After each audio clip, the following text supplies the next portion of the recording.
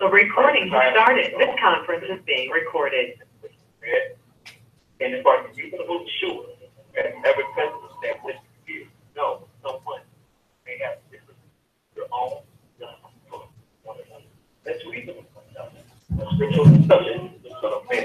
A live broadcast every Sunday at 12:03. FM 88.1 WHR and Comcast Cable. So why don't you call and let's discuss the Holy Bible? Have one, the Holy Quran, and come to an agreement about the Holy Scriptures and truth. So tune in for Scriptural Discussion with the Son of Man every Sunday at 12:30 right here on FM 88.1 WHR and Comcast Cable. You can call in live on the air. 868-342 and 868-0351. Of course, the area code is 3. That's 313-868-336, 868-0342, and 868-0351. And now let's go live. Scriptural Discussion. Man.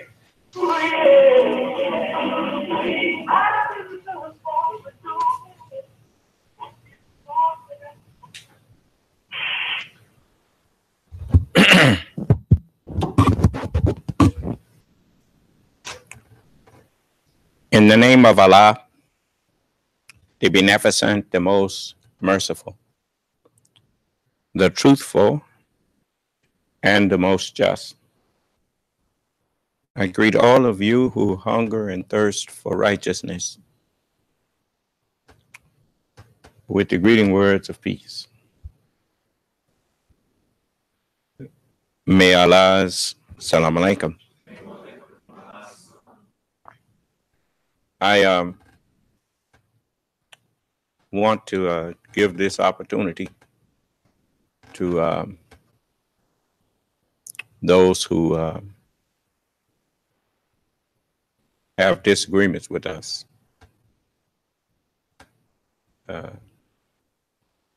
I want you to feel welcome and free to express that disagreement. You know, the more I think over the history of my birth and experience of being born in America, the more I realize how much of an American I really am in my thinking, and the more I realize why the Honorable Elijah Muhammad said that in so many words, there's America is a Muslim nation in certain of its characteristics. As the Holy Quran says, the messenger said it like this. He said, there are white Muslims in America. He said, and lots of them. And he also said the white man owns America. Well, if the white man owns America and there are lots of white Muslims in America, then America, by definition, is a Muslim country, by definition. And as I look at even what I say to you every time I get ready to open up, we welcome those who have disagreements with us. We welcome you to voice it to us.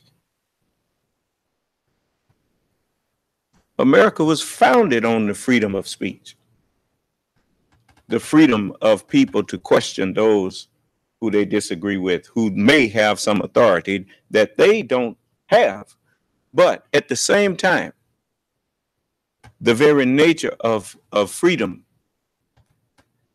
if you really believe that the human being has the right to life, liberty, freedom, and to the pursuit of that which would make them happy. If you really believe that, then you have to recognize that one of the things that make people happy is that when they disagree with you, and you may have the position of advantage. That's what leadership is. It's they call the presidency a bully pulpit. Why? Because he is clothed with immense power, and as opposed to other citizens. Do you understand? But as you look at this, the way that they practiced it, they at least tried to practice equality. That, okay, he's the president, you're the citizen. Well, the citizen got a right to argue with the president. Huh? And the president has the duty, even though he has the right to refuse, he has the duty to listen. If he really believes in the freedom of people, if he really believes in the First Amendment of the Constitution, freedom of speech, then when people speak, they do expect whoever they're speaking to listen. Huh? Okay. So as I analyze these things, you know, I'm just hoping sometime people will ask me again about the about the flags I have up here. But you know, it's gonna come up, and then I will speak on it again. But the point is, the messenger said a Muslim At least this is what I was taught in the FOI class. A Muslim is quick thinking, fast moving, right down to the modern times.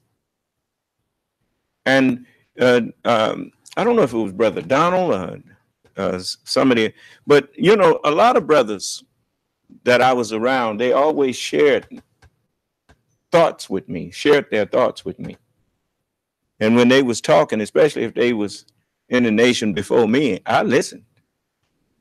And one brother, I don't forget which one. It's so many, but this brother told me once, it may have been Brother Donald. He said a Muslim is never out there. If he's walking down the street, he know why he's walking down the street.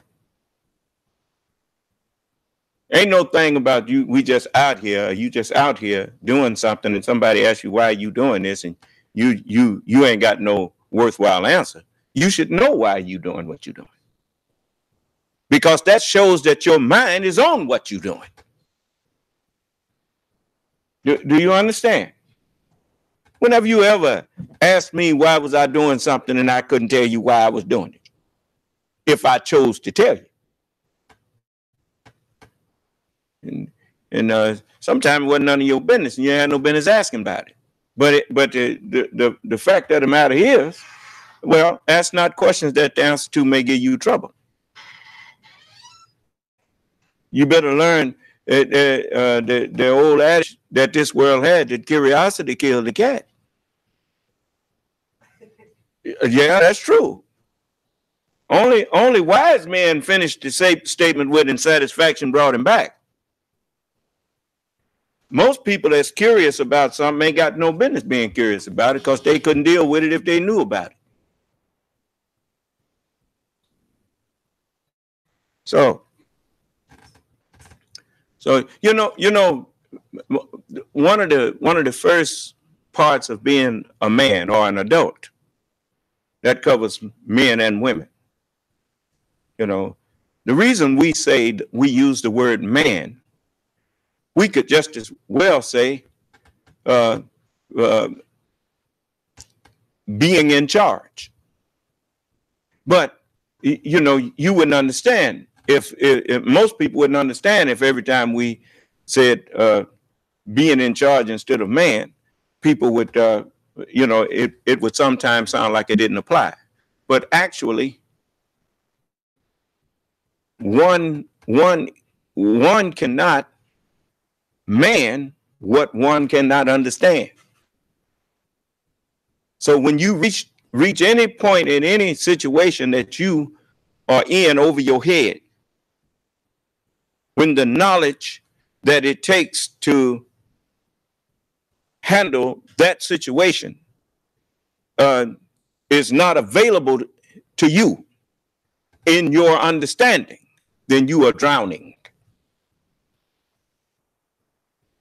You see? And you need a savior. But anyway, and you're not man. You're not in charge. You're not in charge unless you are inwardly charged with the, and you know, like a battery. You know, a battery, as long as it's got a charge in it, it can start your car. But if it ain't got no charge in it, if there's no charge in it, then how can you start your car? You cannot, can you? And if, you know, knowledge is what charges, that's what the brain is. It's a battery. And it's a battery that's capable of more energy than all of the atomic bombs and hydrogen bombs that you can produce, because their charge is limited. But the more you charge a man's mind, the bigger it, the more you can charge it. You see, until which is greater, the bomb or the man that produced the bomb? That's my point. So, but anyway, so I'm just It's just like the things that I see. It's like our children. Matter of fact, I meant to compliment them if I didn't on their conduct when they were out yesterday. You all had fun without embarrassing us, and so I'm good with that. Now, let me give you another lesson in front of those that you saw those nice things that white people. We went to Dolphins Down Under. We were there in Alabama, and uh, we everywhere we went. I remember the messenger said to me. He said,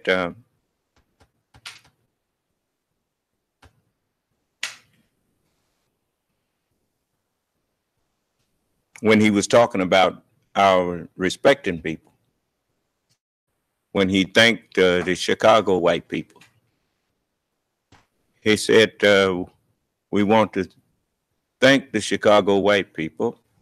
Matter of fact, why should I stand up and quote him if I can let you hear him saying it? That's even better, huh? So I guess I'll let you hear him. Because, we have people who are so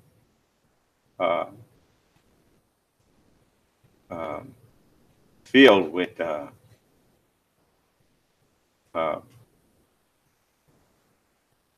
emotionalism.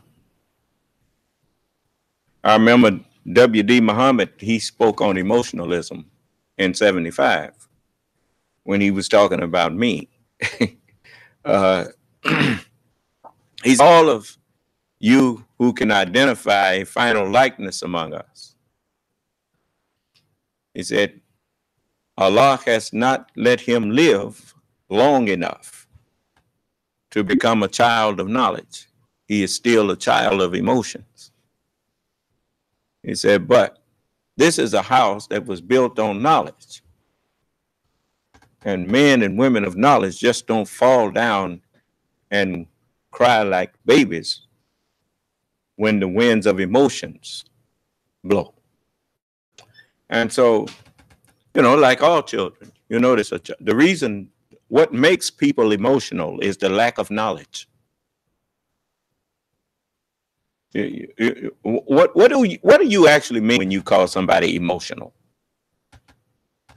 Most people don't even know what that means, and they use it. The ones who use it the most understand it the least. Because if you ask them to explain it, then you get everything but what it really says. Our bodies are basically water, earth,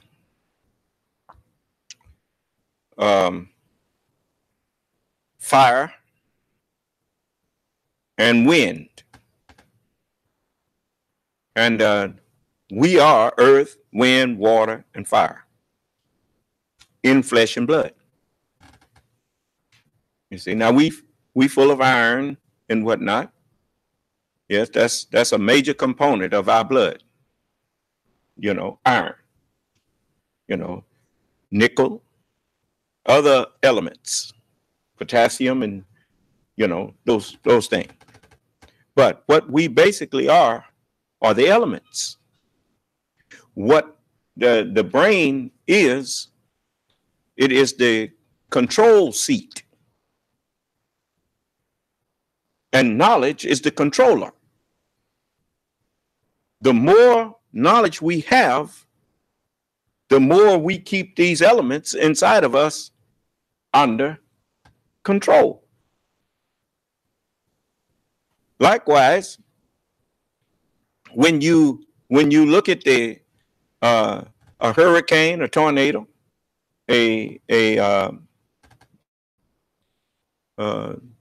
storms and whatnot, those are signs of what happens if those things get, if you see them looking like they are out of the norm, they are out of your control, then they start tearing up things, right? When your elements inside of you, when you can't control them, control yourself, the elemental motion inside of you, then we say you are an emotional person because your elements inside of you are acting on low instincts rather than on knowledge that they are being guided.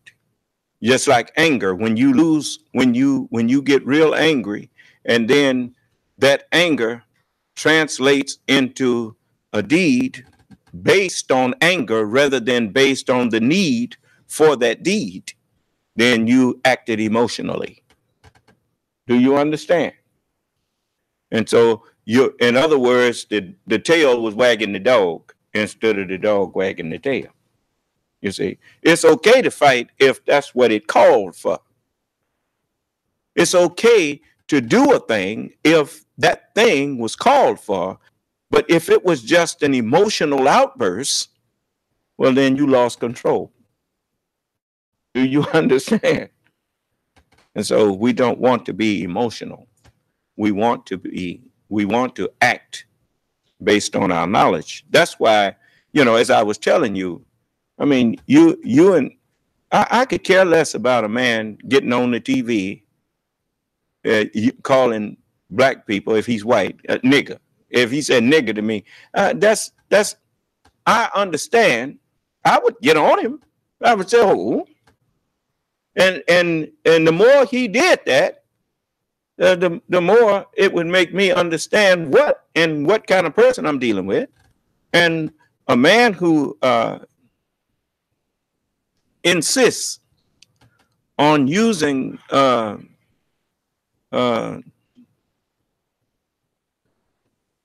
insults or that which he deems to be insulting. I mean, he meant to insult us when he called us Negroes and got that term nigger from the word Negro. Well, if he considers that an insult, then he knew that's what he was doing when he enslaved us and when he made us into Negroes. Do you understand? He meant to do that to us, which shows you that he did to us just the opposite of what he stood up in church and got on his knees in church and all that, saying, do unto others as you would that others do unto you. Is that right? So all he wound up doing is bearing witness against himself. You see, so I listen. I mean, that's what judges do. You notice most judges, you hardly ever hear from them unless someone speaks to them and they have to correct somebody in the hearing or whatnot. Other than that, he's just sitting there listening. That's what I do. I listen to people.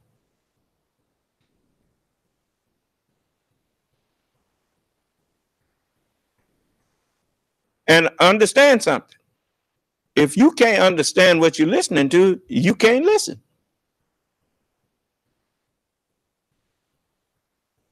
So, make no mistake.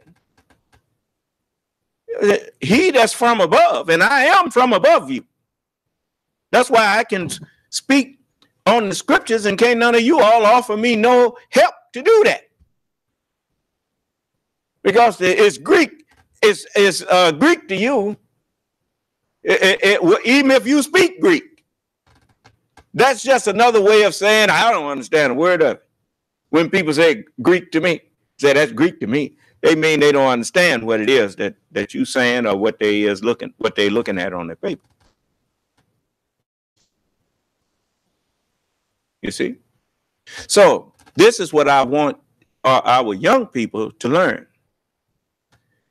Now, our fathers up to now, our mothers and fathers, with very few exceptions, when they went out, and we used to go sightseeing in white people's neighborhoods.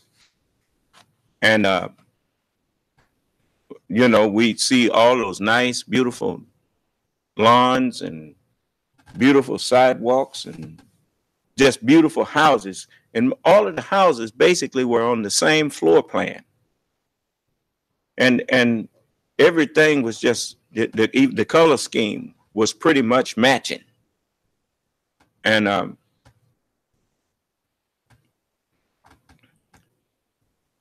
I observed that most of our people, they never thought in terms of coming back and making something like that for themselves. They thought in terms of, I want to go over there with them. You see? But trying to move away from your ugly place to their pretty place, that's not what you should be thinking about. Better yet, why not look at their pretty place and come back and make your place look like theirs? Get you some ideas. But anyway, while you thinking over that, I'm gonna pull this up here.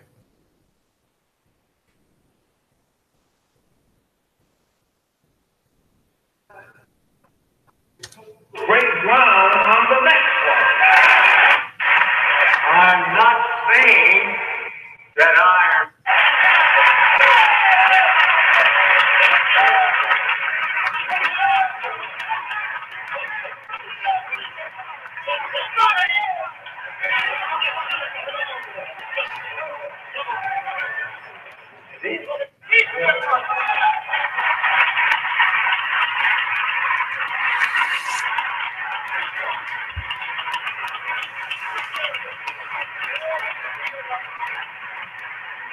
So don't disrespect people that is trying to respect you. This is their mission. Well, praise is people. Yes, sir. Now what danger? We cannot sit down.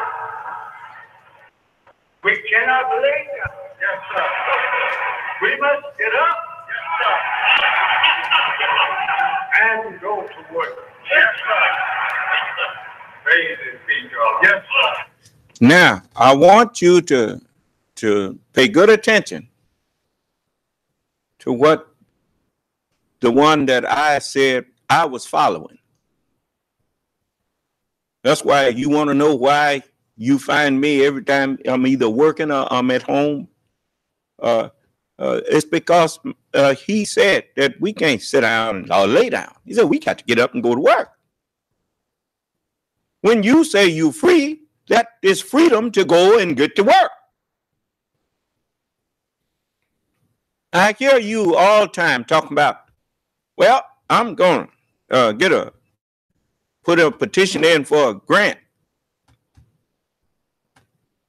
Who did the white man get a grant from when he came here and built up this country?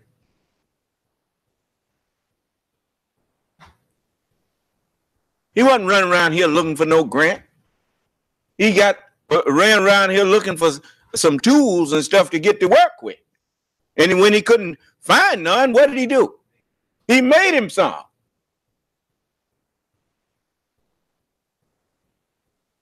I got a message to white people tonight too. I told you, I don't need to see your country fall in order for me to get up. I wouldn't be the son of man if I felt that way.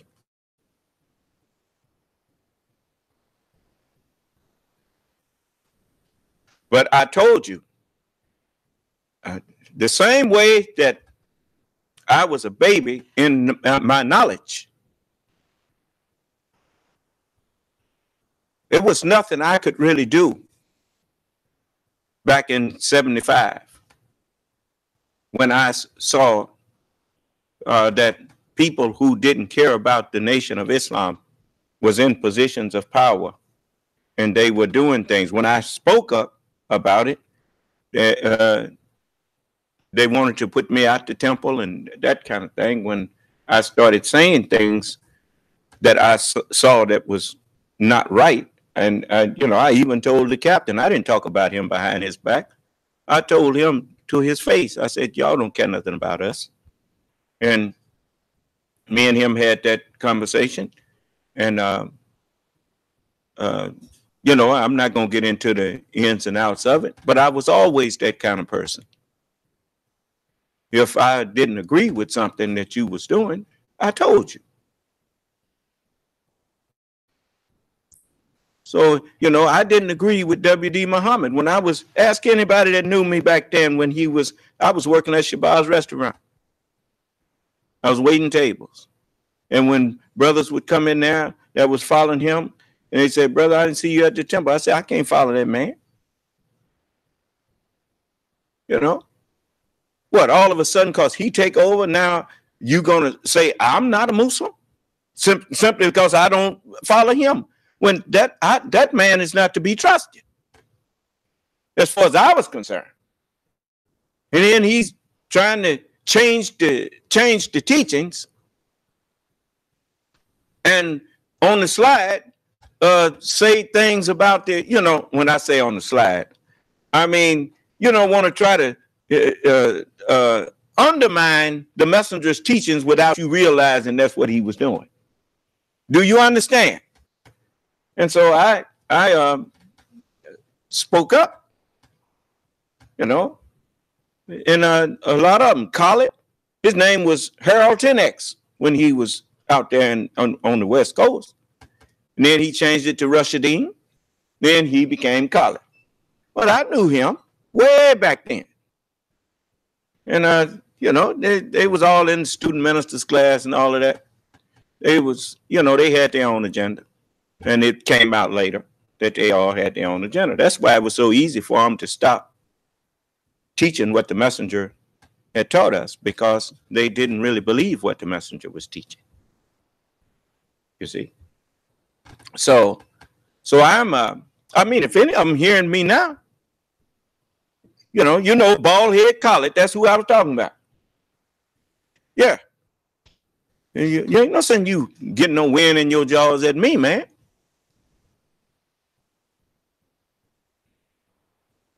I know a lot of things that you don't think I know. But anyway, I told you, that's why when I told white people about Donald Trump and them people in Congress, I told them, I've been to that rodeo before, seen it. Them kind of people is what brought down the Nation of Islam. People who didn't give a tinker's damn about the people that they was up over.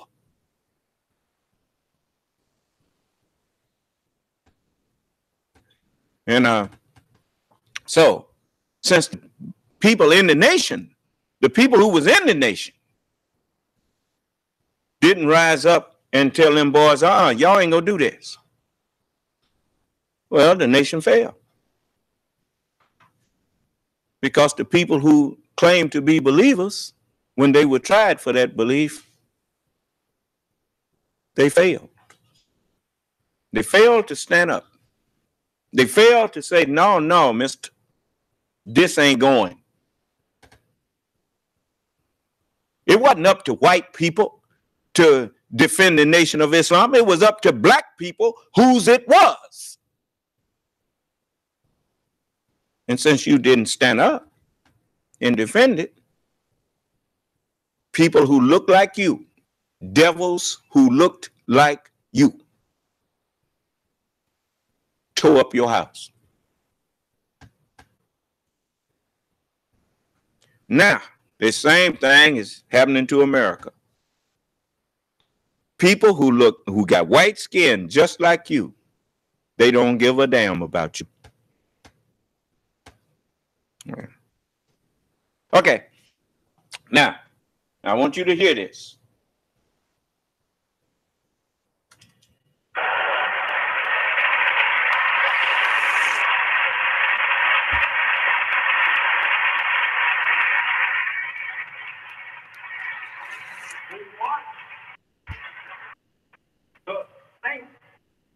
the Chicago white people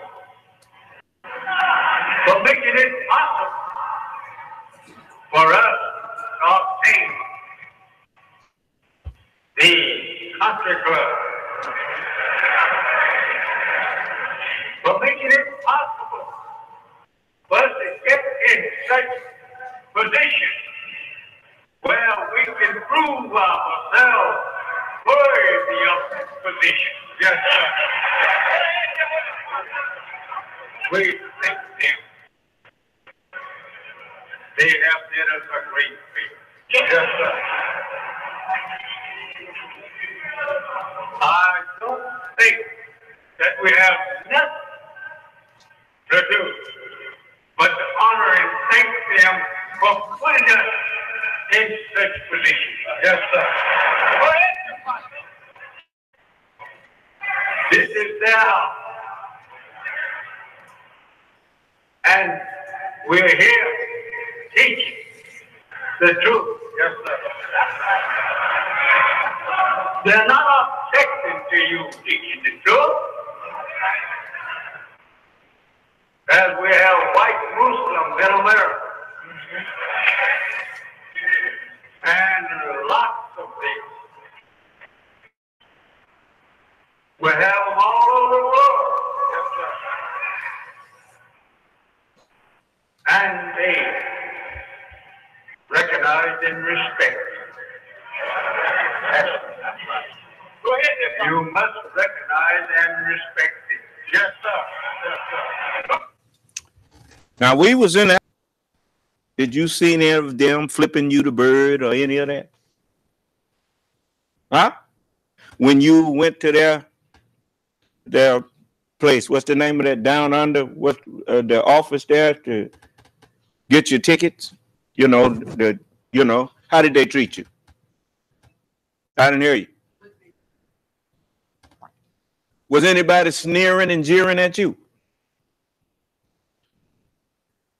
Now, you brothers, the brothers that was Brother Michael, I know you went in the office. How did they treat you? Sir? Very cordial. Very cordial and happy to see you. Huh? Now, where was you at? In Alabama.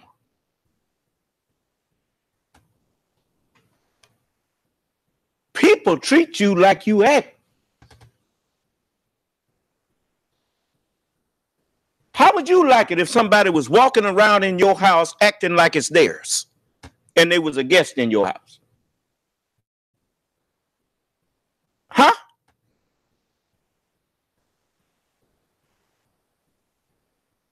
I mean, I don't walk around inside of this man's country acting like it's mine. I show him the respect that of being the owner of America.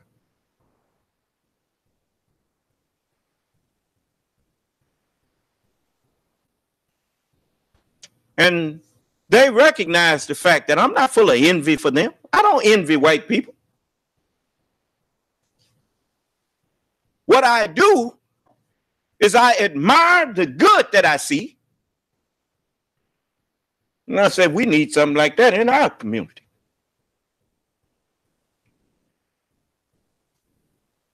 See if you can get the blueprint for that thing. Or take a picture of that. And let's make something like that where we live.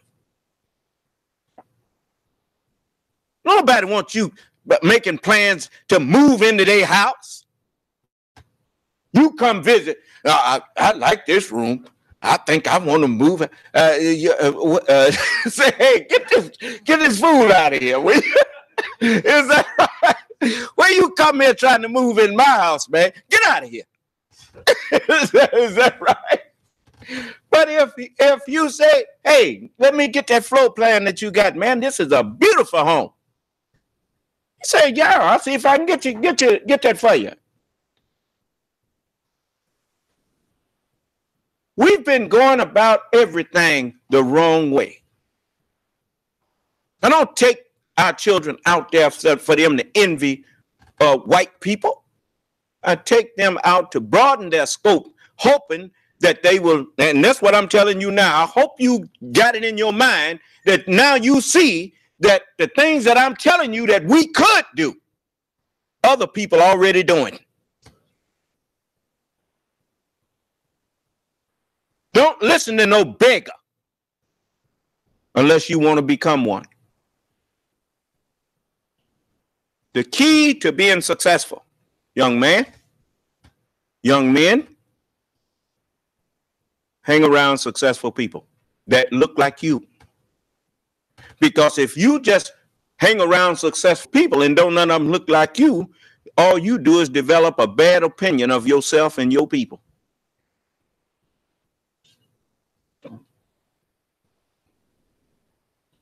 And you say, well, if it ain't no successful black people that don't hang around white folk, well, then I tell you what, you can be the first one. Let me hear you say, I'm the first black that did this without looking at white people. Well, that's what you need to. I am the first black that never worked over here. I'm the first black that moved in here. I'm the first black. Oh, shut up. You ain't even got sense enough to know you're disgracing yourself.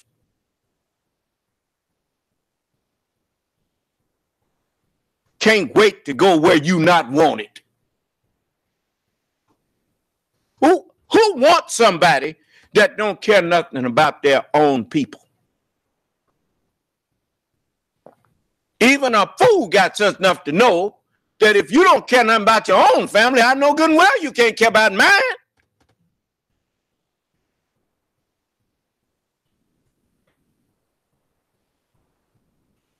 It's just like this dumb president, this man that's in the office of president.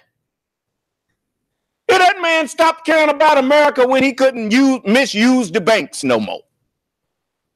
He never cared about America, period. He never cared about nobody but his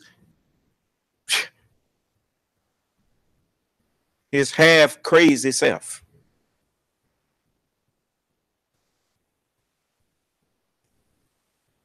And when the man that's using him, Mr. Putin, get through using him, do you honestly think he want that man for a citizen of his country? The only thing he want him for is to use him. And when he get through using him, he will remember that this is a man that America made rich, and he turned on America and will do the same thing to Russia when he get mad at her. Do you understand? A traitor don't stop being a traitor once he decide to turn on one on his native or on his homeland. He's a traitor for the rest of his life. Do you understand me? And if you don't understand that, you will when he stab you in the back. You mark my words. So I don't have no desire to listen to nothing that liar have to say. The only reason I listen is because I know that he's going to give me more, like the police. When the police arrest you, they ain't listening to you because they enjoy listening to you. They listening to you so that they can throw the book at you, drop you off in one of them holes and leave you there. Put him in isolation. Put him in what they call it, solitary. Put him in solitary confinement for the rest of his life. Well, that's true. And they even tell you, say anything you say can and will be used against you. They don't have to wonder if you a lie. If you will walk around breaking laws and ducking them, you already lying. That's a sign that you a liar. Because generally when a person do something, they think it's the right thing. That's what they figure it's okay. That's why they're doing it. Is that right? But when he started hiding after he did it, then he knew it wasn't okay. Is that right? So the mere fact he hadn't show you that he lied to himself and convinced himself that it was okay to do it. But he knew it wasn't okay, even when he made it to himself like it was okay. You'd be surprised what people tell on themselves. You don't have to wonder what that man was doing in that office talking to Putin. They talking about calling the witness, the translator, out to find out what that conversation was about, what Donald Trump was talking to Putin in private about. You don't have to wonder what he was talking to Putin in private about. What happened in public was the result of what had happened in private. He came out there and said what Putin wanted him to say. He rehearsed it, and then he gave him his speech. He came out and read his speech. Donald Trump ain't never read a speech and didn't take his eyes off of it. He sure read that one, though, didn't he? You ain't got to wonder. Who you gonna believe? Donald Trump or your lying eyes? And your lying ears? I ain't come out there talking about I meant to say. Well, I mean, he don't have no respect for your intelligence. You know what made Donald Trump not have respect for the intelligence of American people? I gave you some good advice. You didn't listen. Well, who are you to tell us we can't vote for? That's not the advice that I'm talking about.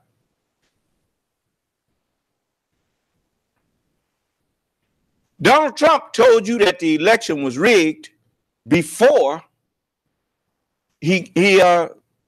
before you had the election.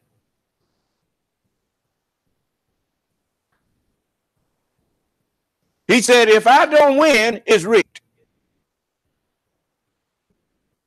Hey, he was telling on himself that he can't hold water. So he got out in front of it to use psychology on you so you wouldn't say it was rigged. But let me tell you something. If you had taken my advice, and you could take my advice right now, you got time before this next election. Instead of having the voting machines do all of it, have the voting machines ready so people don't need no pencils or nothing. And then have it print up the ballot and then cast the paper ballot. I mean, make their choices and then get the printout and use that as the ballot. That way people can read their ballot and see that the machine marked what they chose. Then cast that. Don't you think something as serious as electing who's going to be in control of the most wealthy nation on earth, that it's okay to take a little time to make sure that the people that's elected were truly elected and nobody use their computer savvy to rig voting machines? Huh? And now that's up to you. Now you do what you want. I mean, this is your country, white people. But it's just like people look at. I'm gonna speak on it because ain't nobody saying nothing. You notice when you looking at our flags out there on them poles, when you in front of them flags looking at them, you'll notice the American flag is to the left, and the New Nation of Islam's flag is to the right. Well, all y'all, you call your children kids, don't you? And say, well, the goat's to the left, and the sheep to the right. Well, but all of them is his. He said, he shall divide the nations as a shepherd divided the sheep from the goats. But remember now, all of them belong to me. You know, you done been to farms before. Y'all done seen farms before. That man got more on his farm than some sheep. He got goats out there. And he care about them too. Is that right? Okay. You notice, ain't no white people saying nothing to me talking about I don't know what I'm talking about. You learned a good little while back that I do know what I'm talking about.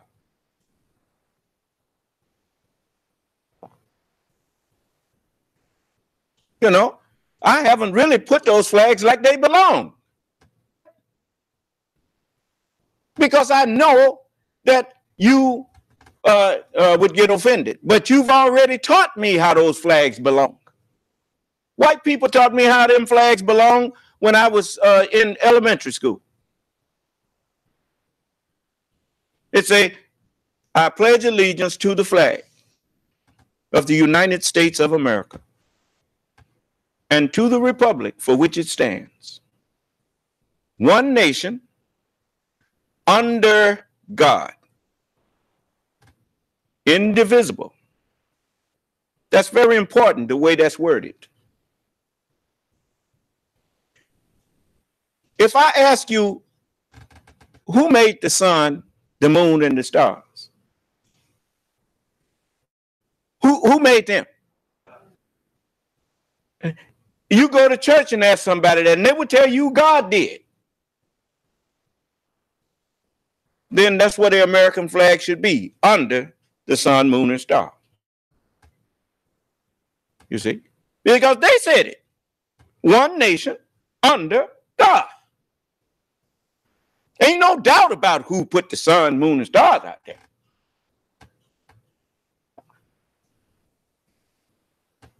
Now, why did the next verse say indivisible? You know why? Because the scripture says, if God be for you, and if you under God, God is for you. Who can be against you? And as long as you stay under God, can't nobody divide you.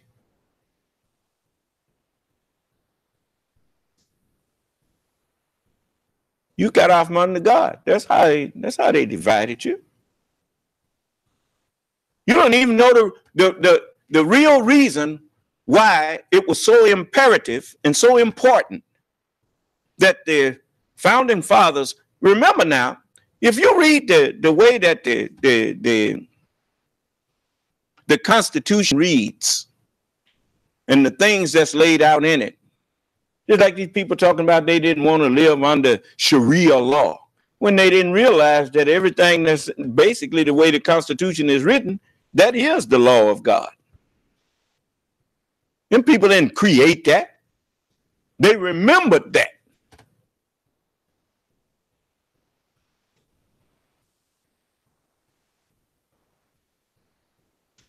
The freedom of religion. Free to choose to be religious, free not to. But the religious man have rights and the unreligious man have rights. And you are not to infringe on one another's rights. If a man does not believe in prayer, you can't make him stand up and have no prayer with you, but you can still make him be quiet while you do. The same way that you put them stoplights out there. You ain't never heard nobody say, well, if I'm heading north, I don't see why them people that's heading west, I ain't got to stop for them. Oh, yes, you do. Because they got a right to head west, just like you got a right to head north. Now, you ain't nobody got to make you like it. But you do have to respect it. If people want to have prayer in school, those who want to pray got a right to pray. And those who don't want to pray They can either excuse themselves while prayers being had, or they can just sit quietly and let them who believe in prayer, let them pray.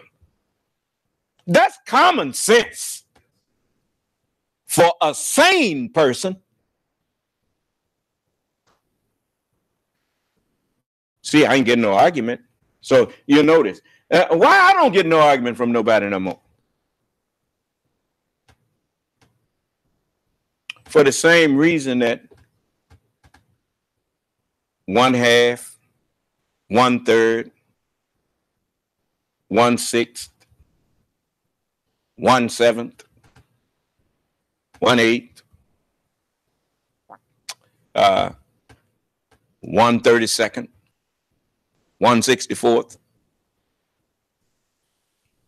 1/1000, 1/1,000,000,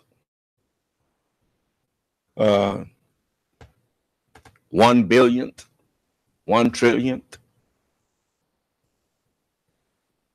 You know why on the back ain't nobody said nothing after that? Because I've reduced it to its lowest terms. That's why can't nobody say nothing when I get through talking about something. Because I made it so simple that there's no other way to say it without making it complicated.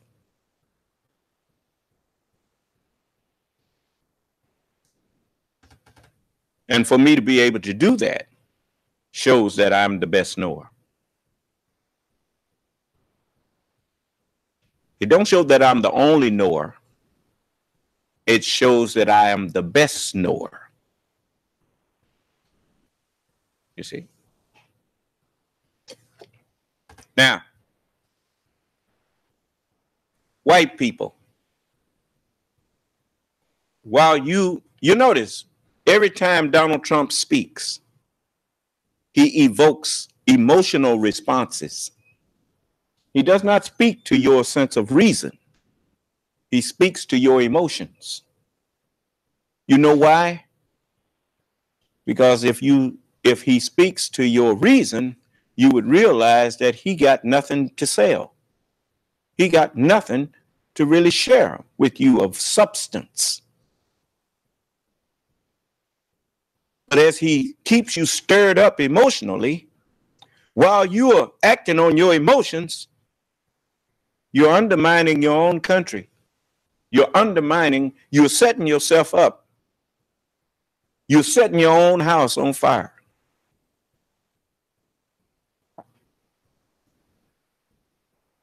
As I was looking at those, I walked out on a pier, a boardwalk that's put out into the I'm assuming that was the Gulf of Mexico. But you go out, and as I was telling the children, I said, now you see what I said about where the wind comes from? And you could feel the wind blowing all the time. On that there. Yes. That's where the majority of your wind and air comes from. All of that bad water that comes out of you and stuff, water ain't went nowhere. It's just recycled. And the air, recycled. Everything is recycled. And so, anyway, as I was looking at all of those things, and I thought about why the Nation of Islam failed. It's because people were being made successful, and they started thinking more of the success that they was making instead of remembering how they got successful. No nation becomes great without the help of the Creator. You go back to the beginning of America. They was very religious people in the beginning.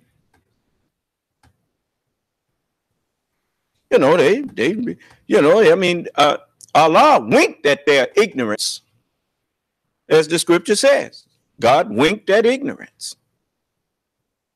I mean, even though they didn't understand, he let them understand enough to fulfill their written destiny, which was to have dominion over every creeping thing that creepeth upon the earth.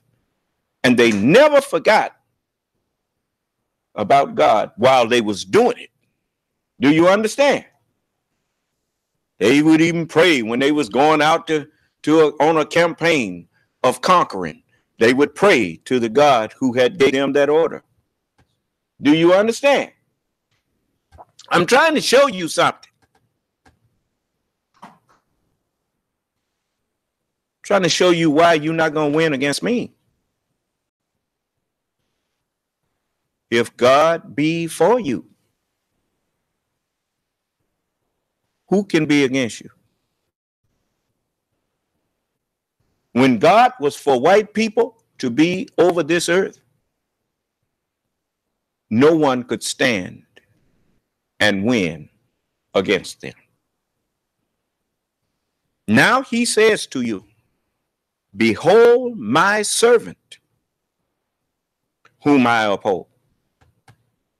The mere fact you can't produce an argument in your mind against me should make you understand that I'm the supreme being. I have to say it like that because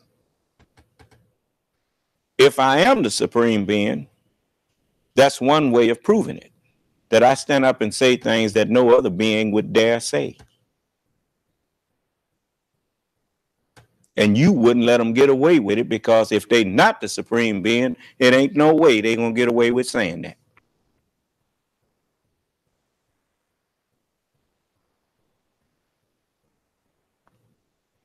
So I'm telling white people as someone that is not jealous of them. I ain't jealous of nothing he got. I'm happy to see him with it.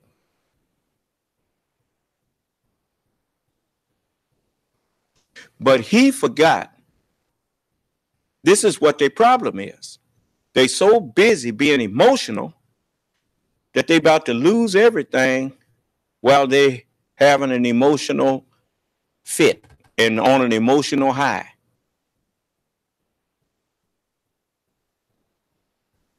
So they let a man get over their government that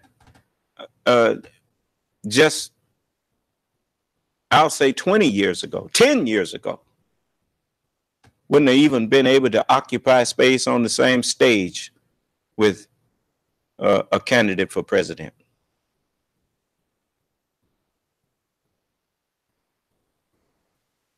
Look how you have fallen. If you want to, since you are so into stuff, so into material things, I just want to remind you of something. I'm talking to you white people. Look around you. You see all of those beautiful homes that you have. You see all of these highways and bridges and skyscrapers that you have.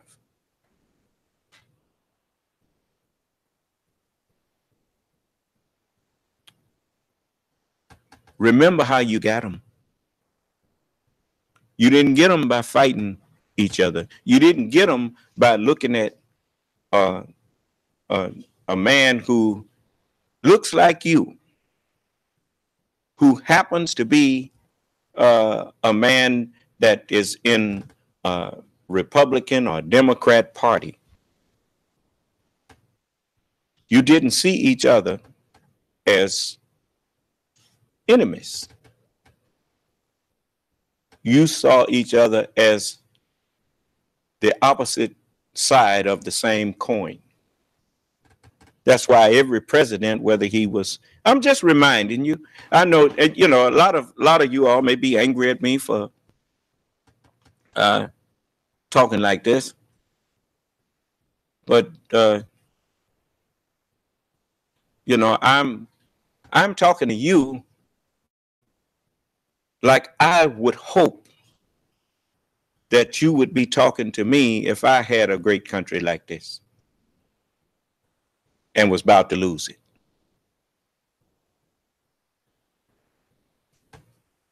So, you haven't heard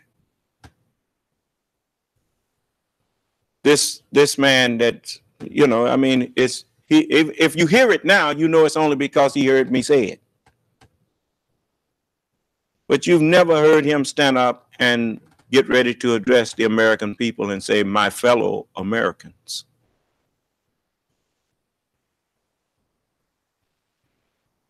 He could give less than a damn about Americans.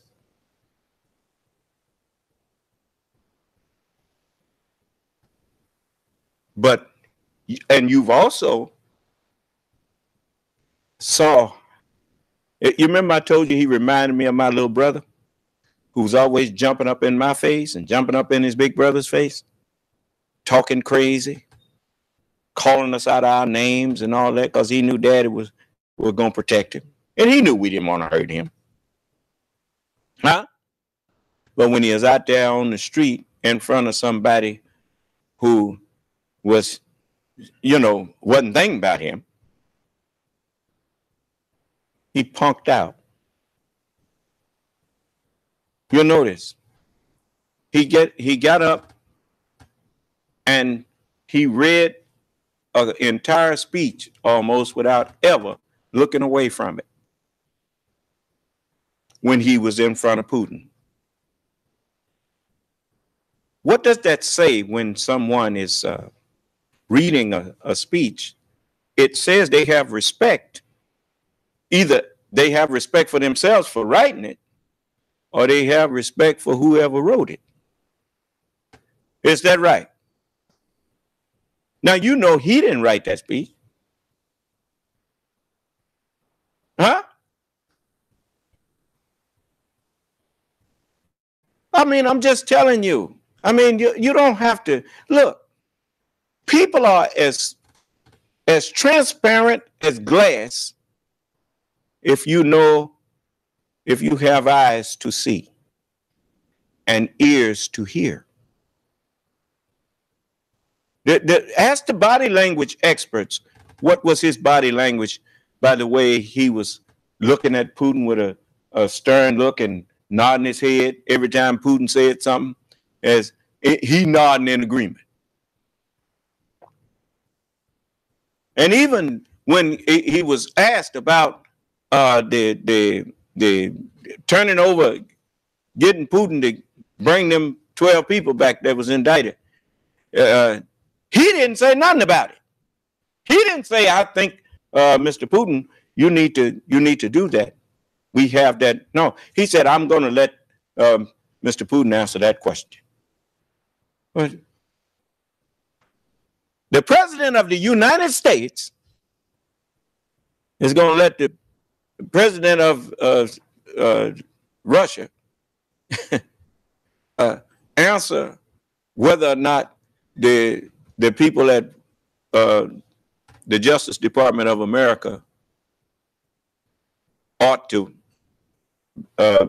be extraditing these people who committed crimes against America. He was so afraid, but he ain't afraid to attack Rosenstein. He's not afraid to attack Mr. Mueller. He's not afraid to disrespect the Justice Department of America, but he's afraid to speak to the Russian president about wrongs that they have been doing to a country that he's supposed to be the president of.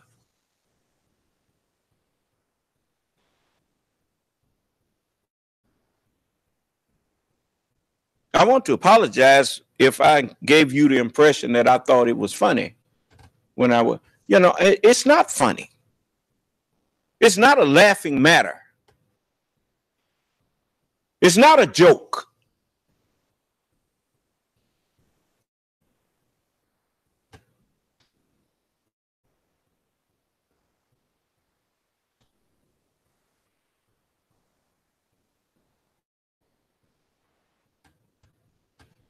So I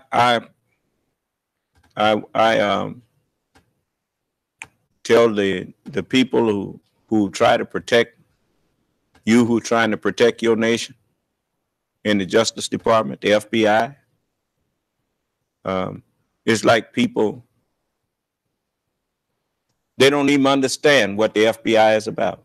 You're going to try to make it look like the FBI was somehow should have gave Mr. Trump a warning when he said something whatnot, like what he did up there saying, Russia, if you're listening, if you have those 30,000 emails, if you release them, I think you would be mightily rewarded by our press.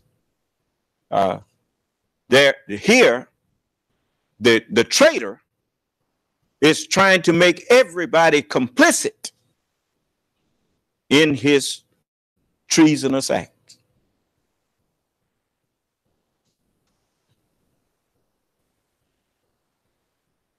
Going to include the press in it, whether they said, now you're going to pat the press on the back for helping Russia to tamper and interfere in America's elections. And he said that the press would mightily reward him for that.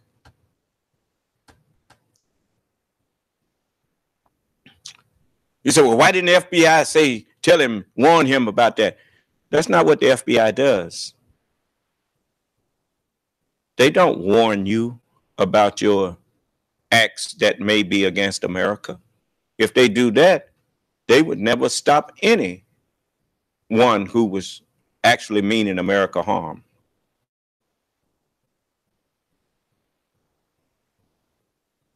Their job, when you get their attention, they're not to warn you. They are to investigate just to see how far you're willing to go.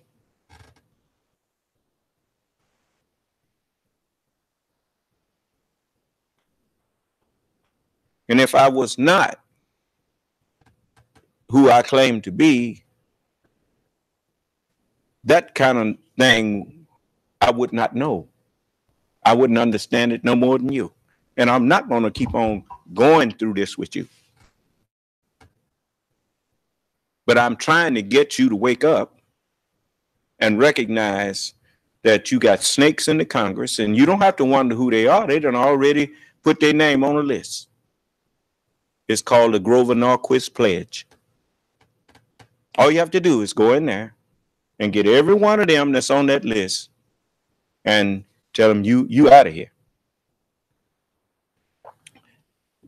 The reason that I need to share this with you too, as I told you before, maybe you listening this time. The reason that the founding fathers in the judges, the Supreme Court justices upheld it and wouldn't let, if you want to be in the government of America, you have to abide by certain rules. And those certain rules were, if you get donations, substantial donations, you used to have to let make that public to where those donations came from. And you can only receive a certain amount of money from individuals.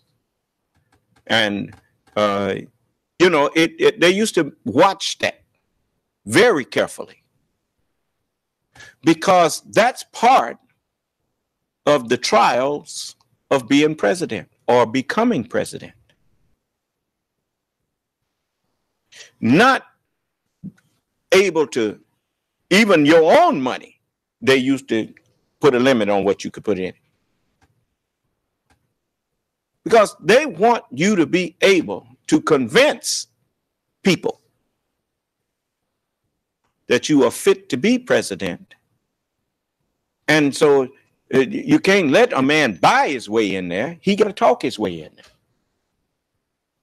He got to convince the people. And he has to also maneuver his way in there in a honest way. And if he was wise enough to get there, then more than likely he would make a pretty decent president. Do you understand? But now, since it's, and they set up things that you just couldn't do to the American people. Propaganda to the American people used to be illegal. You couldn't get up and purposely tell other than the truth to the American people using the airways of America. For those at the airwaves over America belong to all American citizens, which means they have a right to expect if you're going to use those airways, you have to be speaking what you truly believe is right.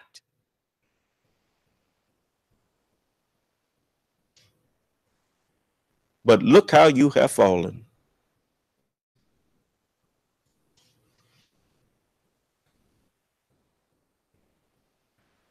So all I can do is tell you what I see. All I said, he has made me a watchman to the house of Israel. Well, okay. That means to the mind of everybody of this world. But Israel is another name for Jacob. And the brown man, the yellow man, the white man, and all of you all are the children of Jacob. And you have been given dominion while black people have been put to sleep. Black people ain't been running nothing. You've been running everything. And if a black man rises up in your civilization, he's got your mind. He's Israel too. He's the children of the child of you. He's your brainchild. So I'm here to warn all of you. And if I'm the watchman, then the watchman is always put up above those who he watching over. When I was on guard duty, over in Fubai, in the Marine Corps, they had a tower you had to climb up into. You see? While you could see the tops of the places where people were sleeping.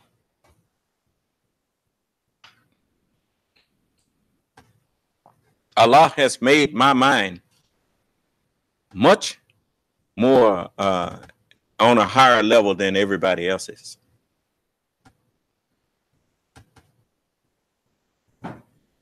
And so now I'm here sharing this knowledge with you.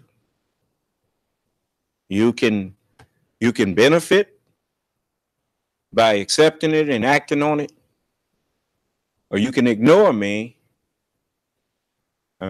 You got him in there by ignoring me. Now, I'm telling you what to do for this next thing. You need to keep an eye on your ballot box and turn them voting machines into a secondary thing rather than the ultimate thing. Let them become printers for your elections, and let people cast their paper ballot after they have double checked to make sure that what they marked on that screen is what is on that printout. Do you understand? Then the crooks, they're going to be mad. The only ones who would oppose that is somebody who want to cheat you.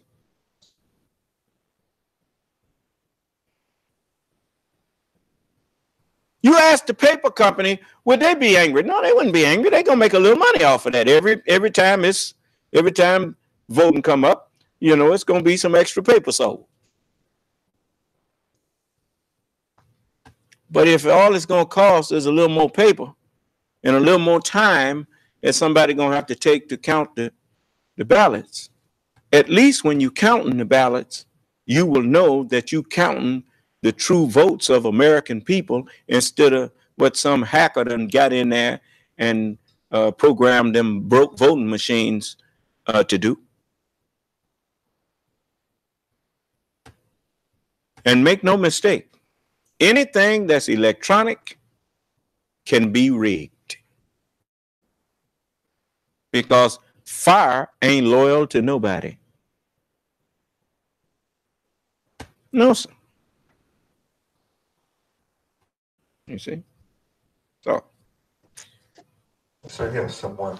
Yes. Guess he wants to argue with you. Okay, tell him, come on. I'll let him argue. I mean, we sitting up here saying all of these things, and it's always good to have another person's point of view. Give him the number and let him call in.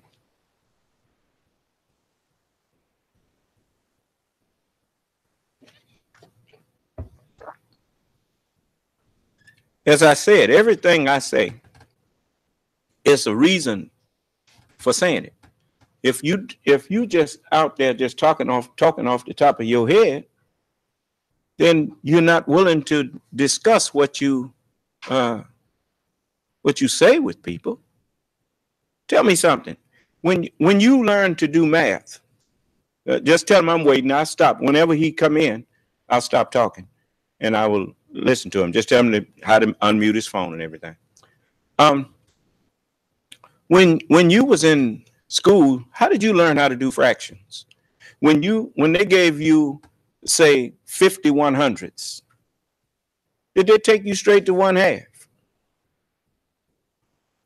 Or did they take you to you can divide it 10? What number can you put into 50? And what number can you put into 100? And you say, well, you can put 20 or 10 into 50, and you can put 10 into 100, and it'll go them equal times, right? Even. You can put 5 10s and 10 10s in 100. Okay, do that. So 50 100ths equals 5 10s, right? Okay, now what you got? And if they wanted to really show you how it's done, they say, well, how many times can you put 2 into 50? You can put 25. Well, how many times can you put 2 into 100? 50 times, right? But it ain't finished, is it? Then they said, now, can you put 2 into 25? I said, nope, not in it, don't have a remainder. Well, what can you put into 25 and into 100? Well, you can put 5, right? So you put 5 into 25, you got 5, and 5 into 50 will go 10 times. There's that 5 tenths again, right? He says, you finished that. Well, what number can you put into 5 and 10? Well, you can put 5 into 5 will go 1 time. 5 into 10 will go 2 times. So you see, if you go from 50 100ths to 1/2, and somebody want to argue about it, then it's because they don't really understand math. So you have to take them back to show them how you got to that 1/2. Is that right? So that's why I don't mind talking to people that disagree with me, because I don't say things and don't know what I'm talking about. What is he waiting on? Sir? Brother, if you're there, unmute your phone. Press *6. What did he say? He said that Muslims will take over the world without firing a bullet, and he put President Gaddafi. President Gaddafi wasn't no Muslim. I've already told all of y'all that ain't none of y'all Muslims if you're not following me. There couldn't be no Muslims until I show up. That's why you think if there was Muslims before I showed up, well, then why did the scripture say there ain't none righteous? No, not one. Even Jesus never claimed to be righteous. Jesus said, the man called him, he said, good master, what must I do to inherit the kingdom of heaven?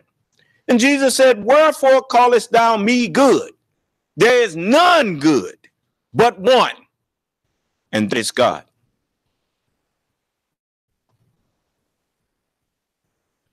Paul said, behold, what manner of love the Father hath shown towards us, that we should be called the sons of God. And it does not yet appear what we shall be. But we shall be like him when he appears.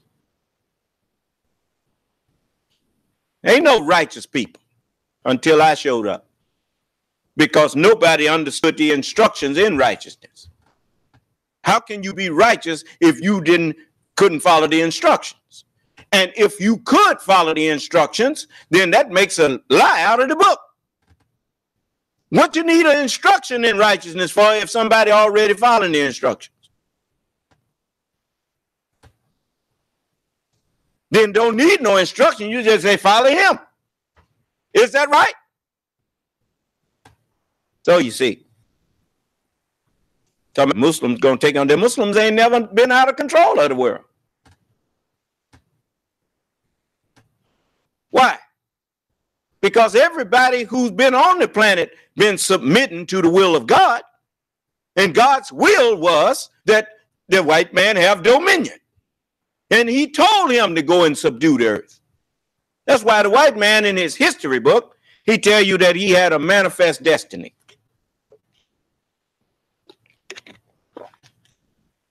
A manifest destiny is a written destiny. See, but you only think that manifest means to just make known whatnot. But if you have paid attention to the English language, you know that a ship's manifest is a written account of everything that's in the cargo hold. That's called a manifest. A ship's manifest. The white man and all of these young races of people, they had a written destiny. And the written destiny was in the Holy Scriptures. You see? And so that is what have been happening. Now, the end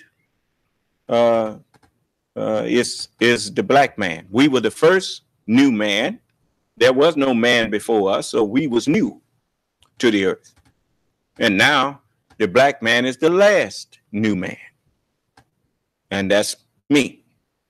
But we made the black man. Then from that black man, the black nation, we got the brown, the yellow, and the white, just so we could get a different type of black man. You see? And so that's what I am. I'm a different type of black man.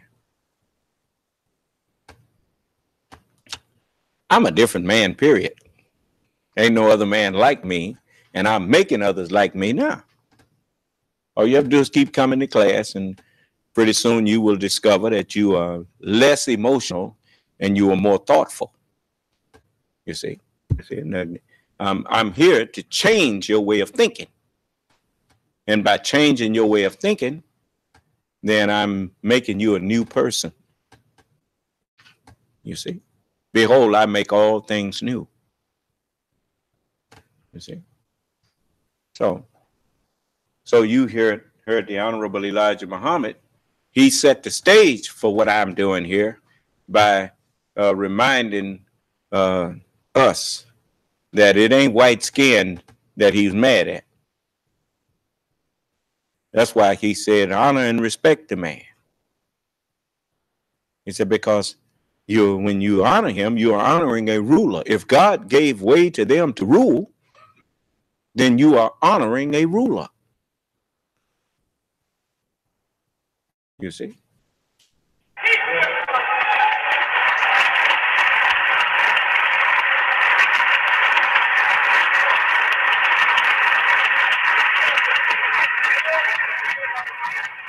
Your phone or text me and tell me that you're a Muslim. And I've said that if you're not following me, you're not a Muslim. And then I will have that conversation back and forth with you to prove to that young fella that was talking about Gaddafi or whatnot, that you're the one that don't know what you're talking about. I know what I'm saying. I wouldn't say it if I didn't know it. There's an old saying that I learned a long time ago, that you can fool some of the people all the time, and all of the people some of the time. But you can't fool all the people all the time. In other words, how do you fool people? You lie to them. You can lie and put it over on all the people sometimes. And you can lie and put it over to some people all the time. That's what Donald Trump knows. And he just lied. And he got a certain amount of people that no matter what he say, they go along with it. Do you understand? Understand this, though. They know it ain't true. They just have made their bargain, as they say, they done made their deal with the devil. Do you understand? Okay. So, but when you lie, pretty soon, somebody out there, out of all the billions of people on this earth and the way communication is now, somebody gonna hear it and they gonna check you on it and they gonna call you on it, and then you're going to be made manifest that what you said is a lie. Do you understand? All right. So listen to what I'm saying. Do you hear anybody unmuting their phone? Is anybody texting saying they are Muslim and they ain't following me?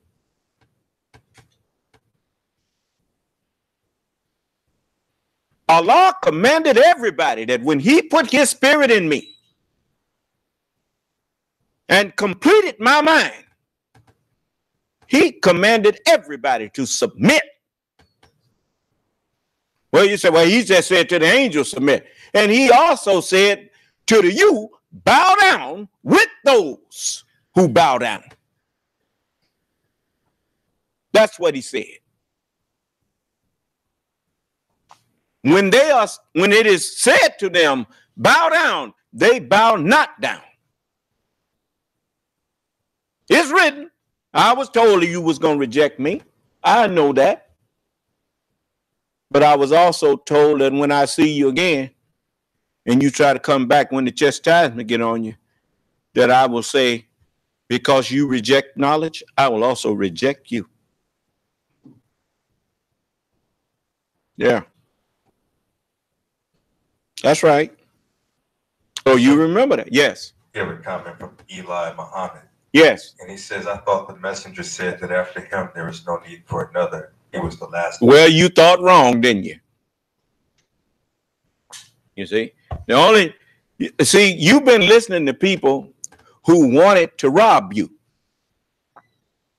because they don't even tell you the whole truth about that. The messenger said that there will be nothing left to teach you of the knowledge of God, of self, God, and the devil from after me. That's what he was saying.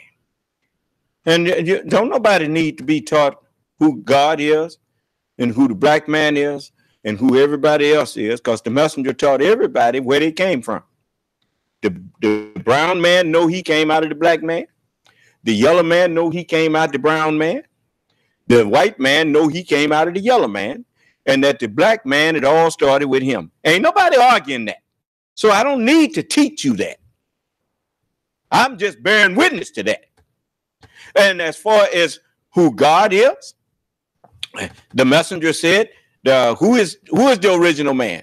The original man is the Asiatic black man, the maker, the owner, the cream of the planet Earth, God of the universe. Well, he taught me the knowledge of who I am. He taught me the knowledge of everybody else. There ain't nothing left for nobody to teach me. That's why the scripture said the Son of Man came not to be ministered unto. I came not to be taught, but to teach.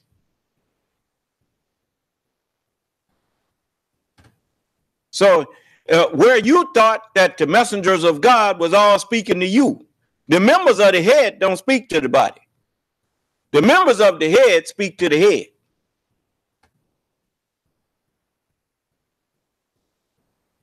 Don't none of your members in your body know what's going on in the head. Just like you didn't understand that the messenger was talking to me in particular. If it wasn't nobody to come after him, why did he say ain't nobody coming behind him but God? And you suppose God get here and ain't gonna teach nobody nothing? Well, I'm here and I'm teaching everybody. Because everybody belongs to me. And everybody that won't submit to me soon ain't gonna be here. That's already been set in motion.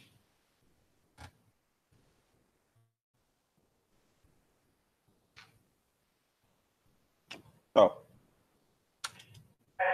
It's time to respect you. Yes, sir. From all over the world, we thank them. They have did us a great favor. Yes, sir. I don't think that we have nothing to do but to honor and thank them for putting us in such positions. Yes, sir. Go ahead. This is their house. And we're here teaching the truth. Yes, sir. They're not objecting to you teaching the truth. As we have white Muslims in America. And lots of people. We have them all over the world. And they recognize and respect. That's right. Go ahead. You must recognize and respect it. Yes, sir. Yes, sir. Go ahead. Yes, sir.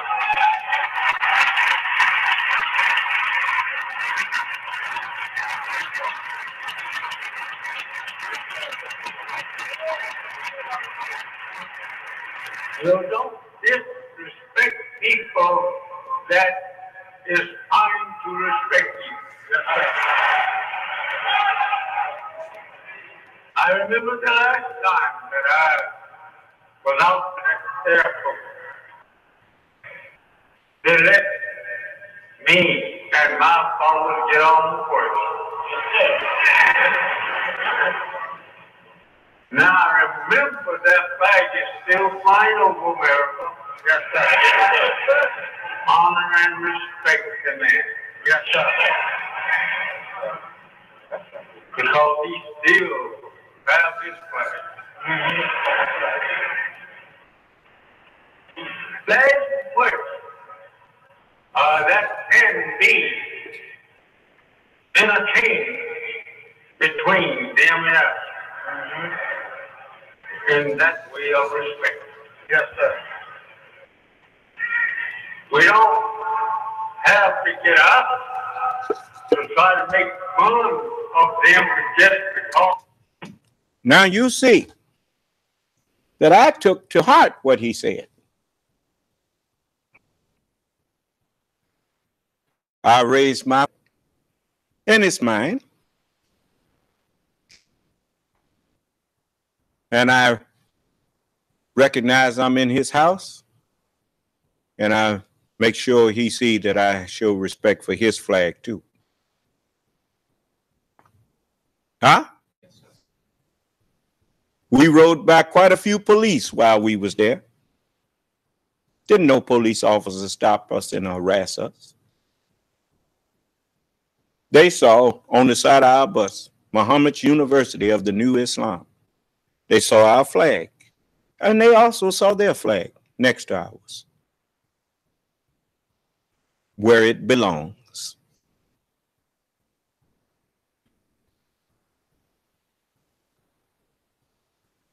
As the messenger, I remember he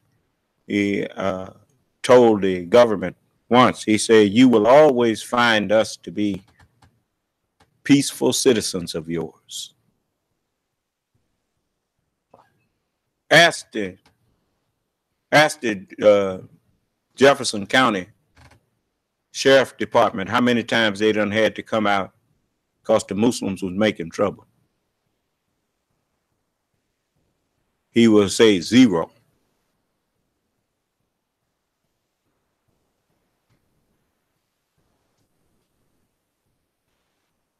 You're not going to find me walking around in your house breaking your rules. Only time you find me breaking a rule in your house is if you trying to get me to go along with something that Allah said I can't do. And I'm going to be honest with you from the beginning. No, I'm not going to abide by that rule because Allah told me to do something else. I don't care. You can make all the laws you want telling me I can't whip my children. I'm going to whip mine because Allah told me to do that. And if you got a problem with it, well, then you go messing with me. You see, you know, I don't worship a God that I don't know. I don't worship a God that can't take care of me. You'll find out how quick my God can act on you. He uses his forces the same way that America uses her armed forces. Allah's forces is all around me, protecting me and everybody who believe in me. He'll fix you. So leave me alone. I ain't doing nothing to you. I'm trying to help you. The one who doing something to you, you act like you can't do nothing to him. Donald Trump in there just telling you as good as saying to America, kiss his behind. And you letting him get away with it. Him and them crooks in Congress. Remember, they told you Putin was playing chess. And what was that a meeting with Putin for? They showed you that they had mated your president with theirs. Check and mate. Huh? And what the Congress doing? They helped to get that checkmate. How did they do? What is the lawmaking body of America? The strength of sin is the law. So if you want to be able to overthrow America, since it is a nation of laws, then do away with laws that protect the government and enact laws that make it vulnerable. Well, how you going to do that? Well, we got to quietly and patiently put our people in positions of Congress. How are you going to do that?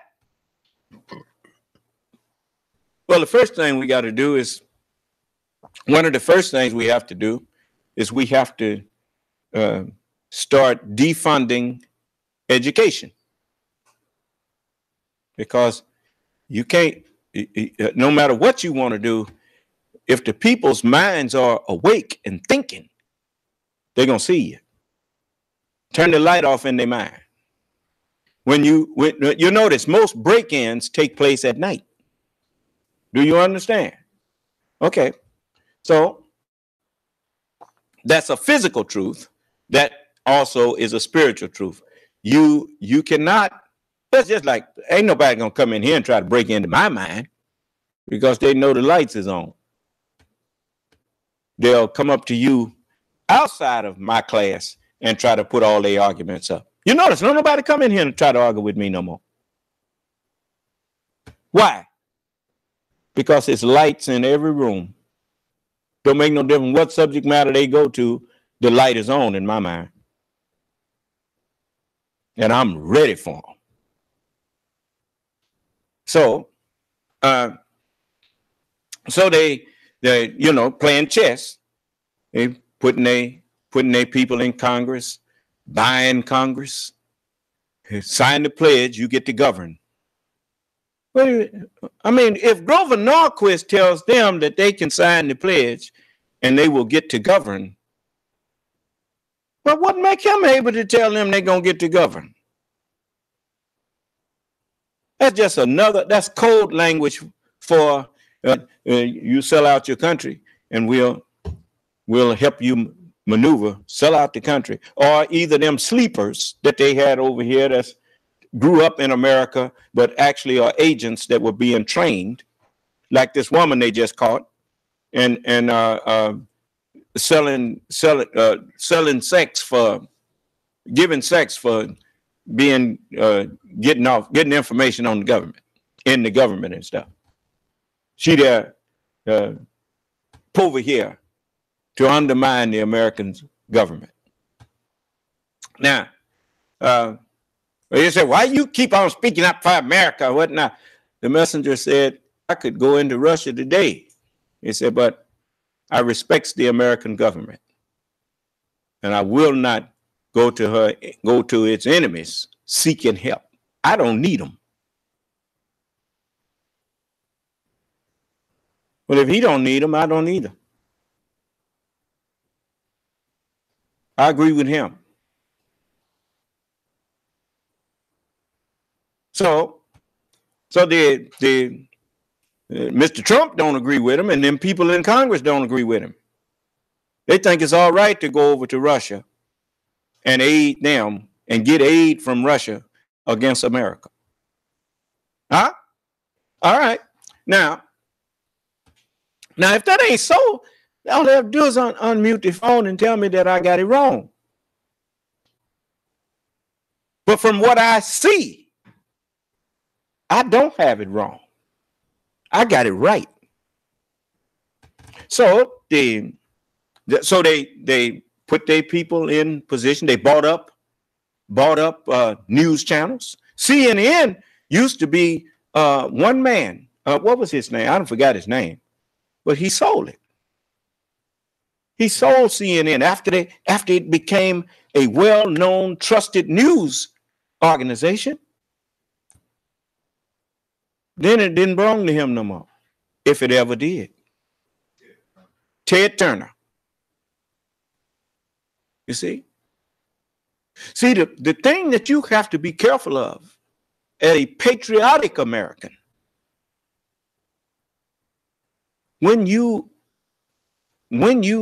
take a station that is trusted in news and whatnot, they used to say CNN, the most trusted name in news. Remember that? Okay. When somebody else bought it, things start changing. I'm not saying that the news reporters don't try to report the truth, but now instead of them going getting their own stories, they're being given stories. Most of them have stories on the teleprompter that they reading that they didn't write. Huh?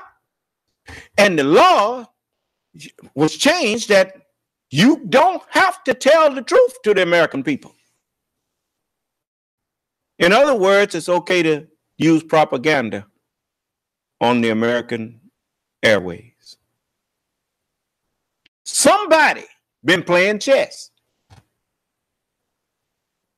And I guarantee you that those men and women like Mr. Strzok and Mr. Mueller and Mr. Ray and many of those others, I would almost, if I was a gambling man, I would bet that the FBI been watching this stuff, seeing it, and, working behind closed doors to deal with it. But, how do you deal with something? It's just like cancer. Once cancer gets so far in the body, it's inoperable. Even though the FBI has, you have found many reasons why this man that's in the White House don't belong there. But you got a Congress that failed to act.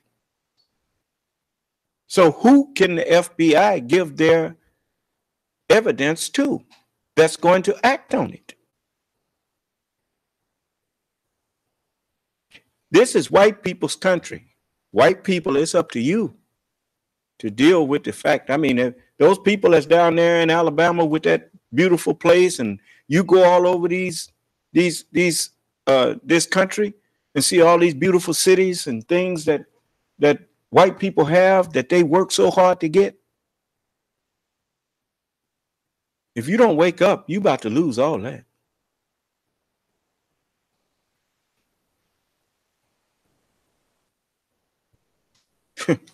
There's an old saying, the same thing it took to get it, it's what it's going to take to keep it. So now, if you think that I'm, I've asked white people even, do you think I hate you? Do you think that I don't care nothing about this country? It's impossible for you to be in America, having been born here, unless somebody been teaching you from birth, like with the Americans. You saw the movie, the series, The Americans, and even them children that they found from them spies that was from Canada that moved over here. The children didn't even know their parents, according to them. They didn't even know their parents were spies. But that could be a lie too. Do you understand? So if the head of the house are spies, why wouldn't they be teaching that to their children? So no, don't trust none of them. That's the truth. But at the same time, when you dealing with this kind of thing, the only way to get cancer out is to get it root and branch. Get it all. If you don't want the parents, then send them and the children back to their nest. You see? But you got a Congress full of traitors. And that's how you got a traitor in the White House. And now that you done found out, that he's a traitor, then by them not acting, now you see how many of them you got in Congress. You see, it ain't hid. It's right in front of you.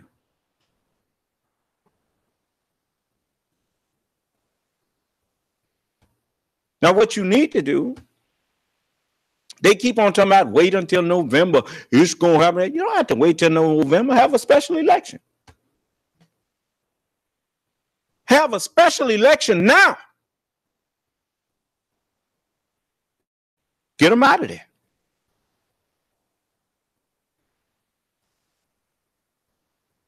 And it's time to put the government of America back into the hands of the American people and not the Russian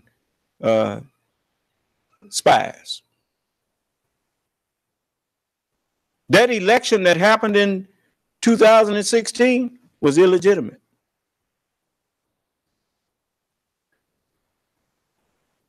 To sit up there and try to say, well, we don't know if it affected the votes or not.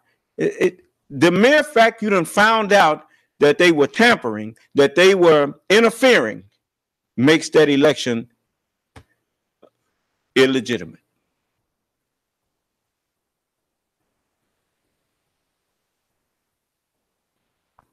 Are you willing to trust Putin or trust that nothing happened when you don't really know how deep it went?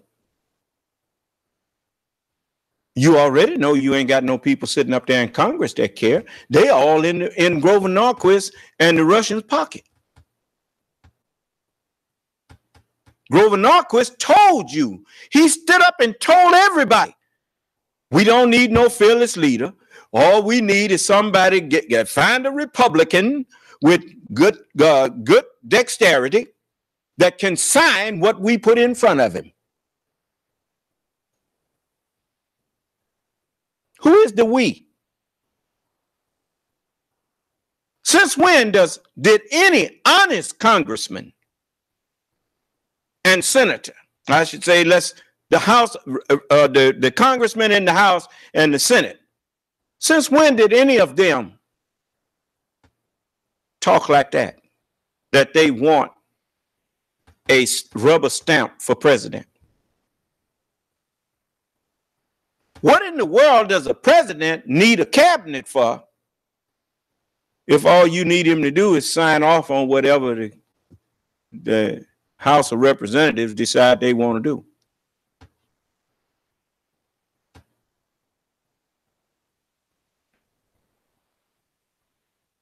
Okay.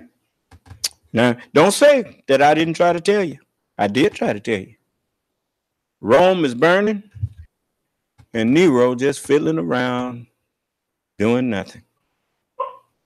May wa alaikum Allah salam. Yes, sir. I think that vote you're talking about is called a vote of no confidence. Well, that's on that's what they do about presidents, right? But I saw that vote of no confidence, for instance, on that little Star Wars thing, and they just instituted that. That is a vote of no confidence. But they need to have a vote of no confidence on the Congress and the presidency. They can, sir. Well then that's what it's time. That's what it's. Well, that's what it's time to do. It's time, and they need to don't trust them electronic things. Have a whole new thing. Have the whole election thing revamped and just go back to the paper ballot for now, and then go to those. If these machines that they have cannot be transferred over to print out the ballot that the people have, then it's a simple thing to make some machines that can. And then just do that. That would make voting easier. It would make it also more secure. Because you can't mess that up when the whatever it do gonna be printed out, and that's what's gonna be cast. That's what's gonna be counted. Huh? You see? And make sure that it's just regular paper, none of this invisible ink stuff and all that garbage, just regular paper. And that way the American people will know that the people that they have in office are the people that they elected, and not the people that Putin or any other foreign government selected. Do you understand?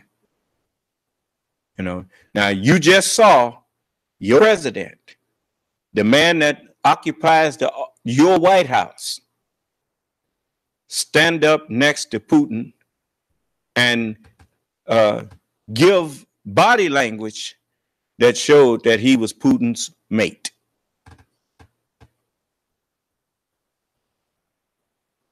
What was it when he said that he wants to have a private meeting with Putin? Just him and Putin in the room. Even while he's under investigation for conspiracy, they keep talking about collusion. It's conspiracy. And under investigation, what was that his way of doing? That was Putin's idea. Oh, thumb your nose at him. Remember, he said America's justice system is a joke. Then he said that we need swift justice. That's what them people over in the UK that they killed got. They got swift justice. In other words, when people that you don't like and you the government and they disagree with you, kill them. Huh? What does it say about someone who feels that everybody who disagrees with them should be killed?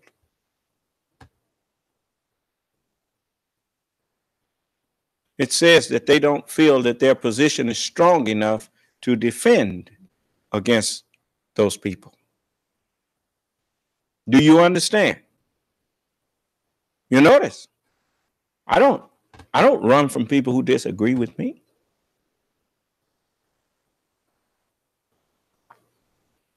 Even the only reason that those where the scripture says that bring all those mine enemies that would not that I should reign over them and slay them before me, that's because there's a prophecy that's done went forth.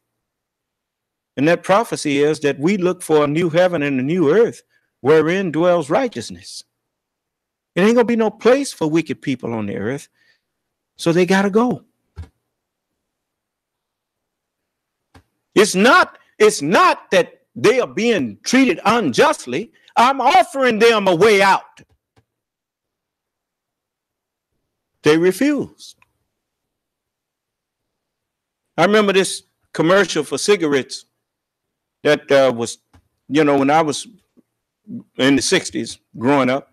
It said, a man come up there with a black eye and it said, Tarleton smokers would rather fight than switch. And, he had a black eye on one eye. And these people would rather die than to switch from wickedness to righteousness. Well, that's just the way it is. But see, I'm surprised. I mean, if all these people in Congress, I don't know what they done all dozed off, even those who may not be traitors. For if we understand that you can have a vote of no confidence, why don't they? They keep talking about wait around till November. Wait until wait till they get through burning your house down? No, don't wait. You notice they call it the House of Representatives. But who are they representing? They shall not represent the American people.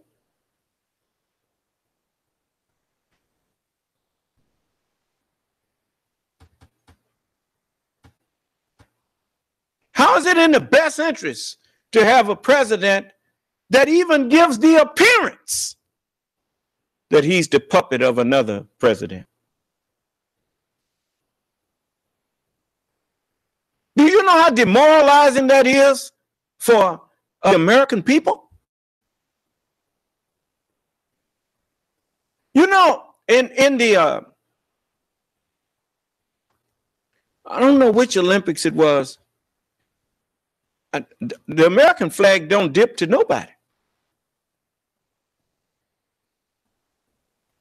That's what they used to do. They didn't dip their flag to Hitler.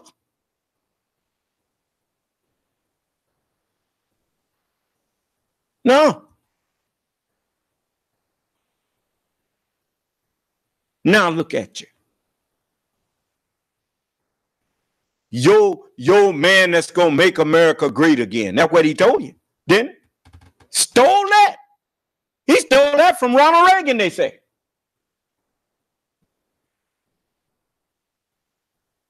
Is that how he's making America great again? By showing America's president bowing to a country that used to be the USSR, the Union of the Soviet Socialist Republic, till now they just reduced to Russia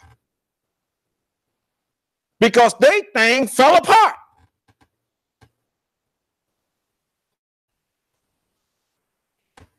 And he over there bending and bowing to them as if America fell apart. He been taking orders. You want to know where a man's loyalty is? Find out where his wealth is. You let that man get away with it. The American people, you let that man get away with not showing his tax returns. And it's time for the people of the IRS. It's time for the people of the Internal Revenue Service, I should say, and the FBI and the CIA. It's time for you, if you have not been completely overturned. It's time for you to show the American people what this man been doing. Because I know you know. I know you can't, showing it to Congress ain't gonna do no good. Because it's full of cancer.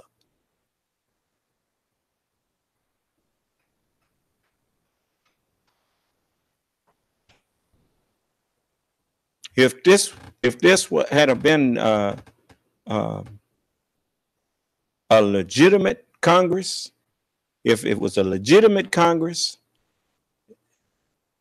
any president that's did and doing the things that this man had done, he'd have been gone. They'd have been done drummed him out of there. And the mere fact, I told you, that's how you find out how many crooks you got. You see the chief one and see how many refuse to acknowledge his crookedness and get rid of him. Because he should have been and got impeached or resigned.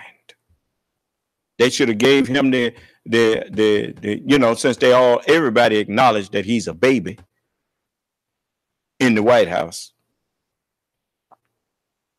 It feel kind of strange to impeach a baby. So you just say, look, you need to resign. We ain't gonna put the country through that. Just resign. And we'll have a special election. You can't use this fellow that's winning because this man been backing up everything he been doing. The best thing that man that's vice president, Mr. Pence, could have done to show that he is presidential material is came out and told the American people that, now look, I thought that this man would do this or was that, but he's not qualified to be president. And I think you need to know this. Now, he probably going to fire me after this, but that's it. He got to go. As far as I'm concerned, I can't go along with this. But he go along with everything and anything because he wants to be next. We'll show you he ain't about nothing. The only people that can support a liar like that is other liars. You see, so you got snakes in your garden.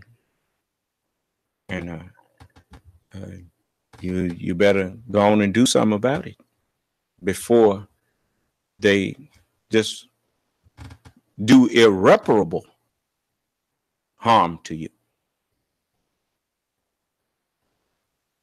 Already got you fighting each other. Done turned you into, instead of Americans, they done turned you into red and blue states.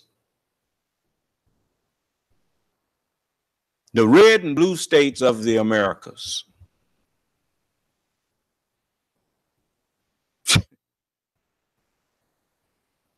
Sound like the blue and the gray.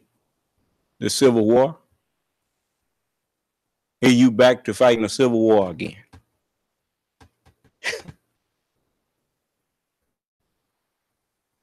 It was a mistake, a terrible mistake, to allow that flag of the Confederacy to still be flown in this country. That was a mistake. That would be equivalent to Germany allowing the swastika to still be flown as the German flag. No, even though they would have brought you to ruin. I notice ain't none of you all who fly that flag, you're not defending you say your right to fly. Yeah, you got a right to fly it. But you shouldn't have.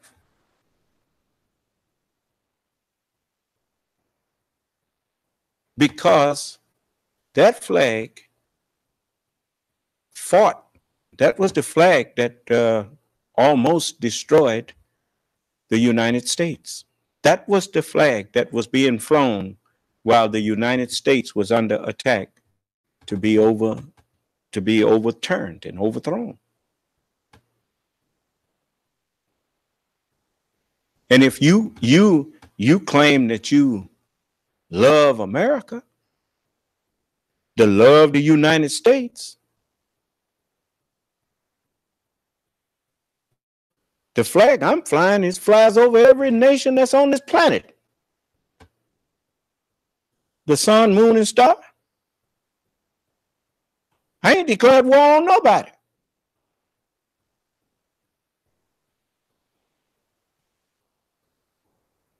You declared that my flag is good. You called in the Pledge of Allegiance, you say one nation under God. That flag there is the work of God.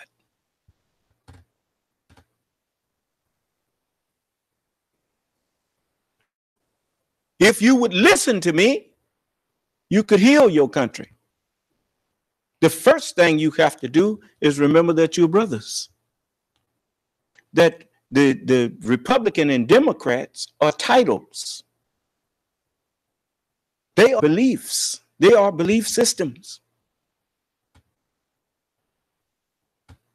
But you came to those belief systems to make sure that no matter what you do, there has to be, before it is implemented, there has to be constructive debate. That's what the design of that was.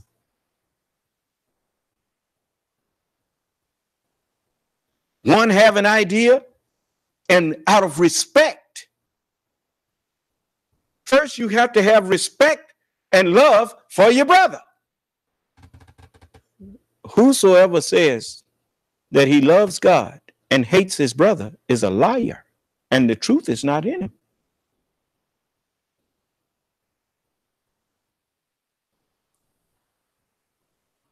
For that is the main stay of unity. It is love. And as long as we adhere means to stick. As long as we stick to the word of God, no matter what we're doing, we stick to the word of God.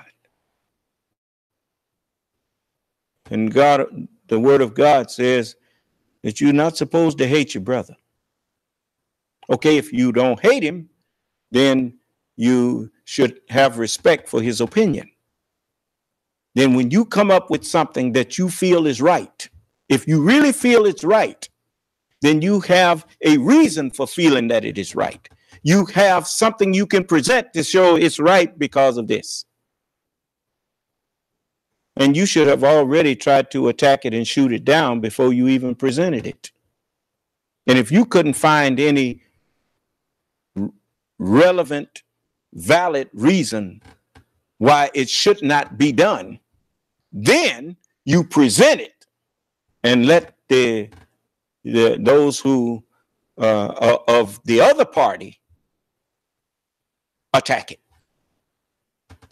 Not attack you, but attack the idea. And if they can't produce a valid argument, that's where both of you had to be truthful. There's no such thing as a valid argument based on lies.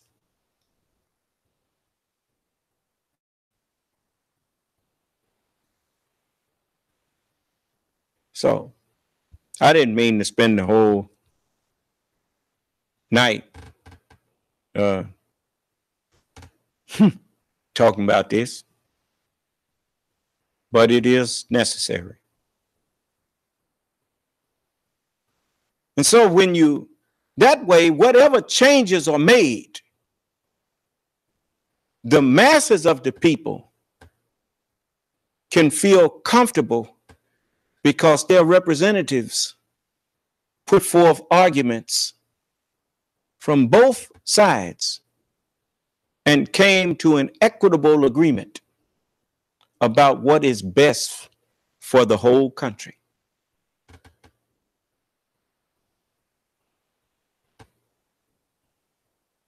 And that's the way it was designed to work. But now that you have a bought and paid for Congress and a bought and paid for executive branch and about to have a bought and paid for judiciary, you just about done lost your country.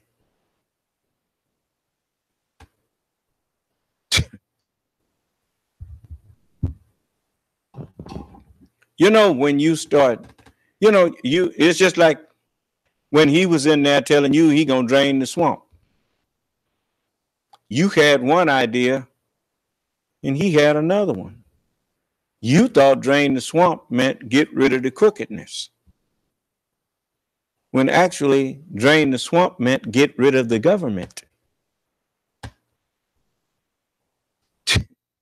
Washington itself, Washington, D.C., the seat of the government of America, is built on what used to be a swamp. That's what I was told. Well, if you drain the swamp, you get rid of that which is on top of it. What has he done to the American government? What is he doing up there? What are they doing up there? They doing somebody's will, but it sure ain't the majority of the American people's will that's being done.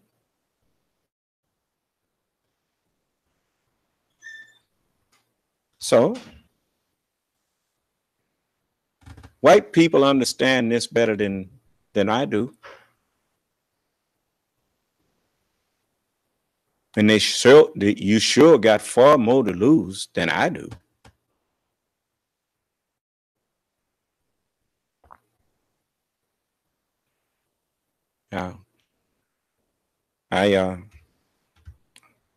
I wish you well, but you better move quickly. You know, anytime you never, nobody would have ever thought they would have saw the president of the United States standing up acting like the groupie for another president.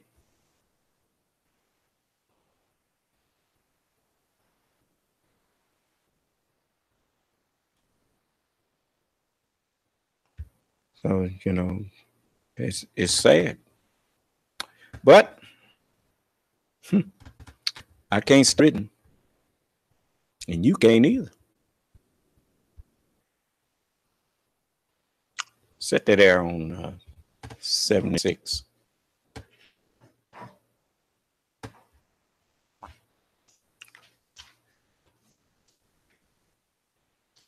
I want to So again, some people that have questions on they welcome whatever they, you know. Now look, I know you know, what is this question you have? What they have? One person, Hakeem Jabbar, he starts out, he has a statement first, and he says, I remember that Gaddafi was a friend of Elijah Muhammad. No, Gaddafi was not no friend of the Honorable Elijah Muhammad. No. Whoever told you that misinformed you. Gaddafi loaned the Nation of Islam $3 million. But as far as him being the friend of the Honorable Elijah Muhammad, no, sir. I remember when the messenger spoke on that. He said that when you heard about the Muslim country loaning us about $3 million, he said, that's like I loan you $3 when you needed 100. He said, the people will regret their non-help to us. He said, I could tell you of a day coming. Said Allah promised me millions and millions, hundreds of millions, billions of dollars, but he will release it certainly on time. So when he said that a man loaned you $3 when you needed 100, Gaddafi had billions of dollars at that time. And he claiming to be a Muslim and saw what we was trying to do over here and give a loan of $3 million. The Honorable Elijah Muhammad was a long way from being a fool. The only reason he gave $3 million because that was his way of letting us know that we think he thought so little of our intelligence that $3 million seemed like all the money in the world to us. And the messenger let him know in short order that I know that you could have loaned us more. You see what I'm trying to do here, and you give me $3 million a loan. Didn't even give it, loaned it to us. That's not the way Muslims treat their brother.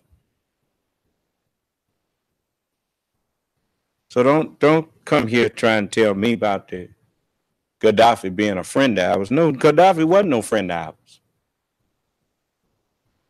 Gaddafi tried to get us to commit suicide and tried to use Farrakhan to do it. He's still sitting up talking about that was his friend. Man tell you he gonna put the wealth of Libya behind you. I mean, to show you he wasn't no friend of ours. He told Minister Farrakhan he'd put the wealth of Libya behind him if black people in America would rise up and against the government of America.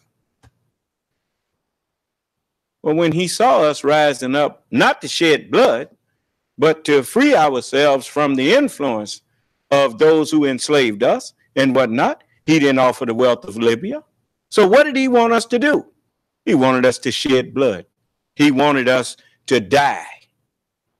Because if he thought that we were strong enough to fight and kill America, then he had more people over there with combat training and stuff than we did. How come he didn't attack America? Because he was trying to get us to commit suicide and was going to use a dummy like Farrakhan to do so. So no, I don't want to hear that. But now, if that was the premise of your question, then you started off on a false premise. So your question actually is invalid if that's the premise that you was making it on, that Gaddafi was a friend of ours. No, he was not no friend of ours. I don't call nobody my friend that try to get me to commit suicide.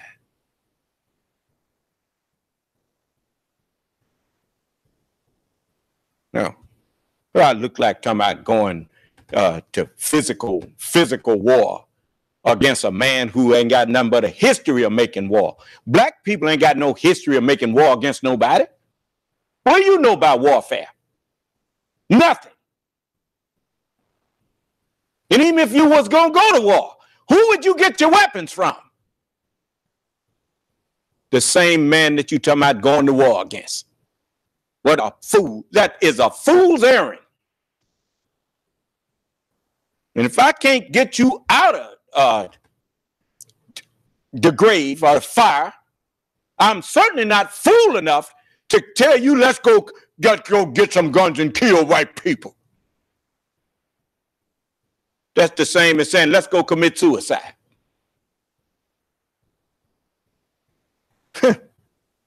Anyway, no, he wasn't our friend, brother. And his question was on something different. What is the difference between a Mahdi and the Son of Man? No difference. Just the term. The Mahdi is the rightly guided one. The Son of Man is the rightly guided one. The Son of Man, I tell you what, when you have right guidance, what do you have? You have light of understanding. You have not just light of understanding, you have the light of understanding. Son of Man, Mahdi, the sun is the light that the planets revolve around. Because that sun is so bright that as it shines light, it gives you understanding of how to avoid holes. You can see where you're going. Well, I'm the Son of Man. I am the rightly guided one. I am the Mahdi. Same thing. And I ain't guided by nobody else. You can't go some book somewhere. Oh, this where he read that my book. I'm the only one that can read it. It's called Holy Scriptures. And even in that, even if I don't read it, my guidance is in my nature. The nature of the mind that Allah have created in me is the scripture.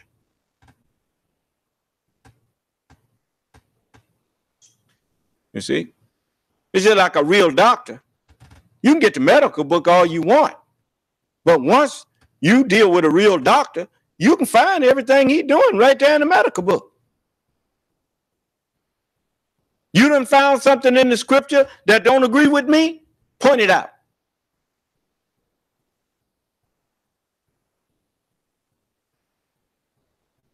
Now, what was the other question? Another question is from someone who's screaming, is Gabriel of your rancher cult? And he asked, did Royal kill his daughter? I don't know if he did or not. I don't know that he ever did that. And I'm not going to gossip about it. But I know I met his daughter, Maureen, and she had turned on him. She had started saying things that he disapproved of. And I was told, that, I know, she was pretty torn. For at sometimes she was adamantly against him, and then at other times she was adamant in her defense of him, because he was her father, her father, and she loved her father. But she didn't love some of the things her father was doing. But no, I don't know what happened with that. I was not no follower of Royal, and I don't care to give just a bunch of hearsay, and I don't think this is the proper forum for me to give my personal opinion on that. Anything else? Okay. So now, I want to show you how, if you all would just go, I'm talking to white people especially, you need to go and read George Washington's farewell address, and especially the part where he talked about the urgency and the necessity of electing people that believe in God. He said, to the efficacy and permanency, just a moment. Yeah.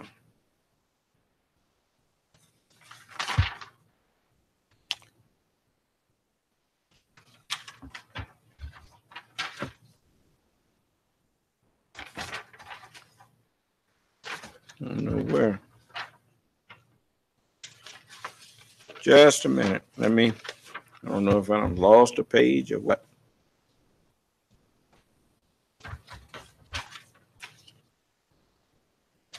Here it is.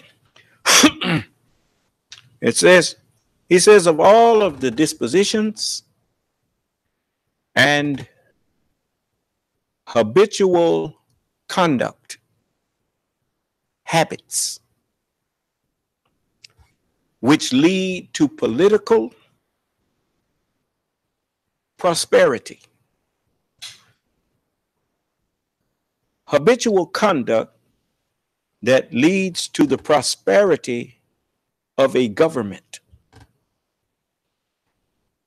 If it's political, it has to do with government.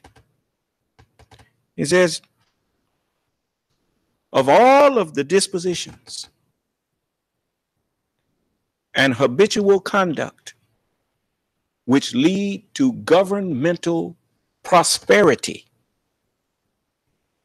Religion and morality are indispensable,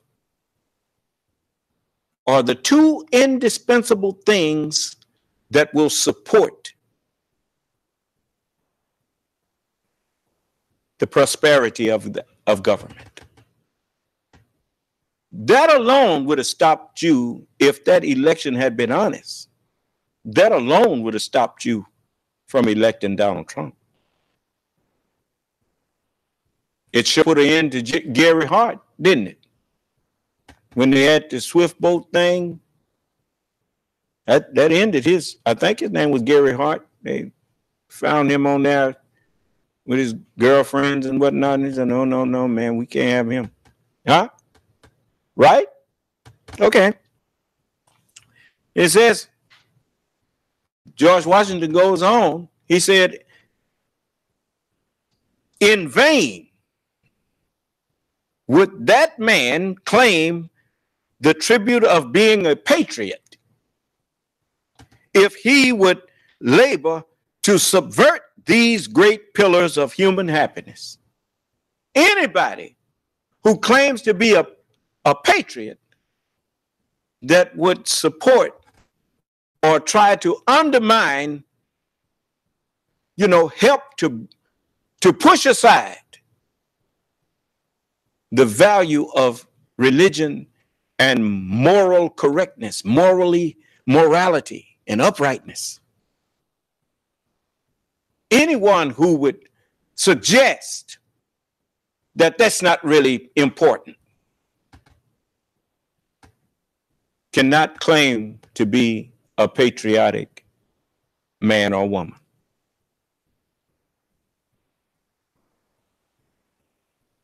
Just like saying a parent who doesn't care about being loose around the house, walking around unclothed in front of their children and all that kind of stuff, and drinking and doing all kind of crazy things in front of their children. They can't claim the tribute of being a patriotic or a good parent or a good citizen. I didn't even find out my daddy drank until I was about 14. And just happened to see him out there at the garbage truck, and he pulled a little bottle of whiskey out his back pocket. I didn't even know my daddy drank.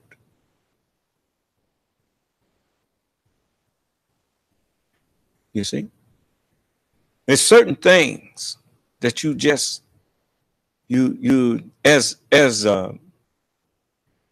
one of the things that makes America a great nation, it's not the military. It's not the wealth. That is the icing. But what made people look up to America was what America supposedly stood for.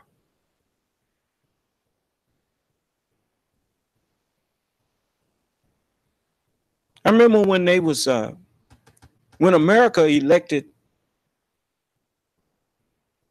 Barack Obama, and he visited Ireland, they summed it up. They said that, as the man said, let me see if I can find it.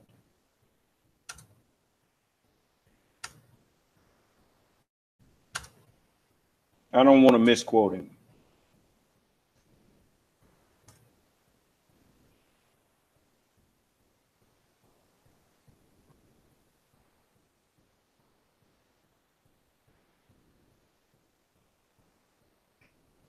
Here it is.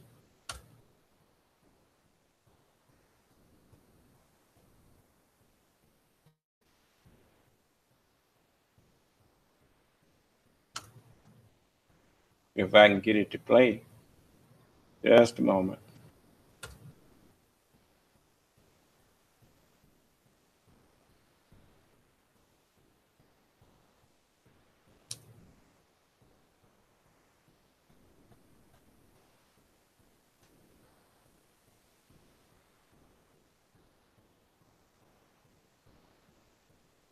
Almost like somebody just takes over my computer when it's time for me to teach. I'm getting tired of this stuff.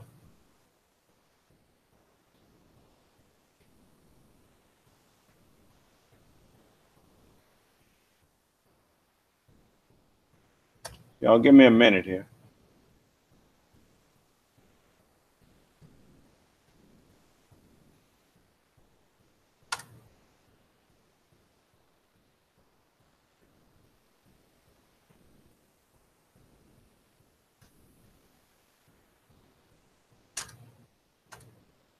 But as I was looking at it, you know, the whole world, to show you how many countries, how often do you hear about a country like Ireland or whatnot? Y'all excuse me a minute. What's happening here? People playing their little games.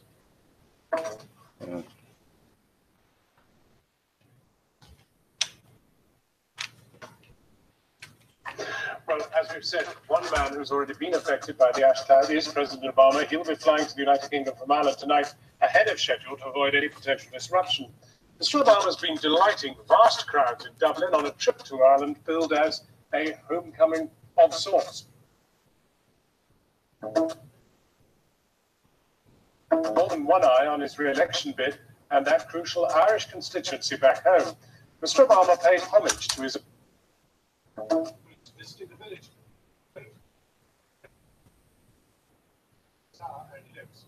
Just a moment.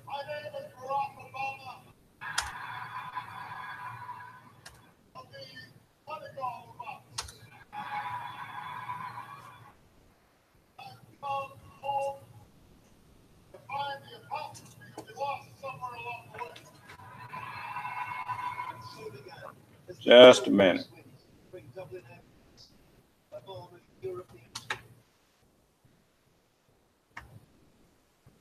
For the president to reaffirm America's core alliances around.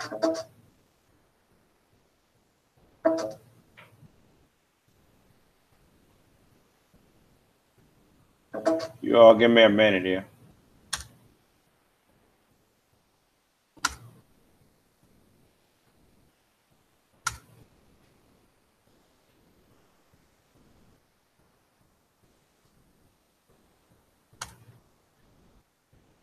People, they try to. That's what I was telling you about these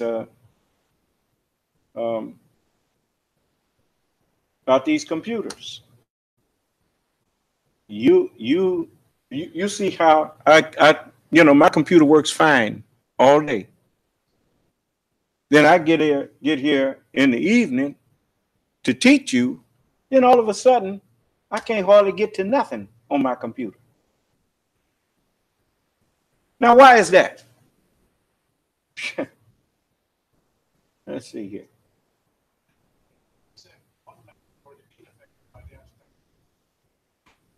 Kingdom from Ireland tonight, ahead of schedule to avoid any potential disruption.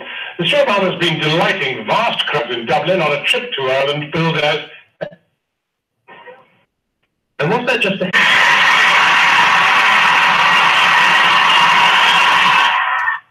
As the president of Ireland said, President Obama, he don't just speak about the American dream. And he pointed to him and said, he is the American dream. In other words, to show that who would have thought that a black man would one day be president of America with the history of what America did to black people?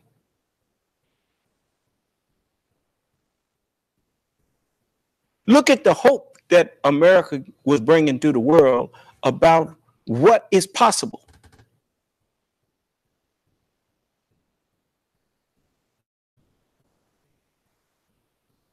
You know good and well, these people that hate this country so much, Putin and all of them, they didn't like that.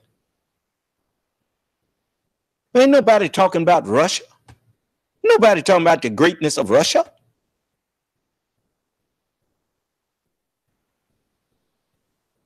Jealousy and envy is what's behind what's being done to this country. You know, you're not being judged by what you've been doing. Not now.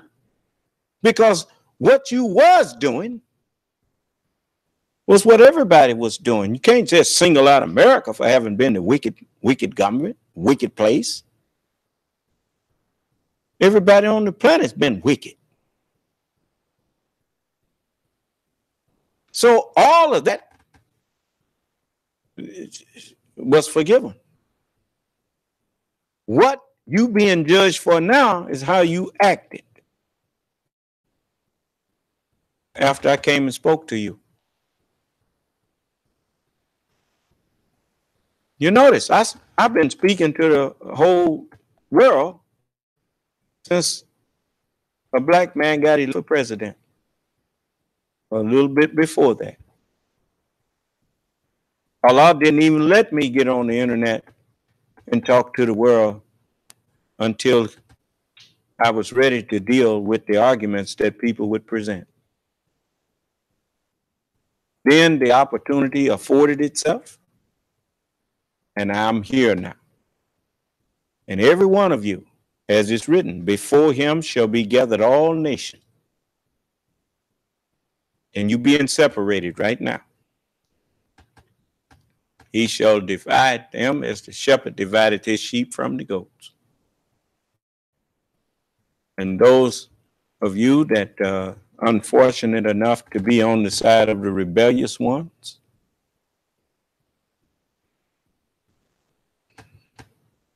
you got it coming and you're going to get it. And those who decided to submit, you got it coming and you're going to get it. But y'all got two different things coming. Some of you will inherit the kingdom that was prepared for you from the foundation of the earth, or from the foundation of the world, I should say. Inherit the kingdom which was prepared for you from the foundation of the world.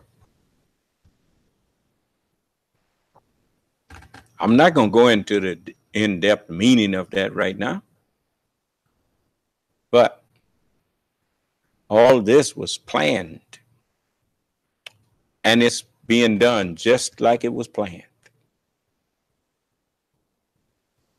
You know, the wicked up now. You go and read George Washington's farewell address. He said,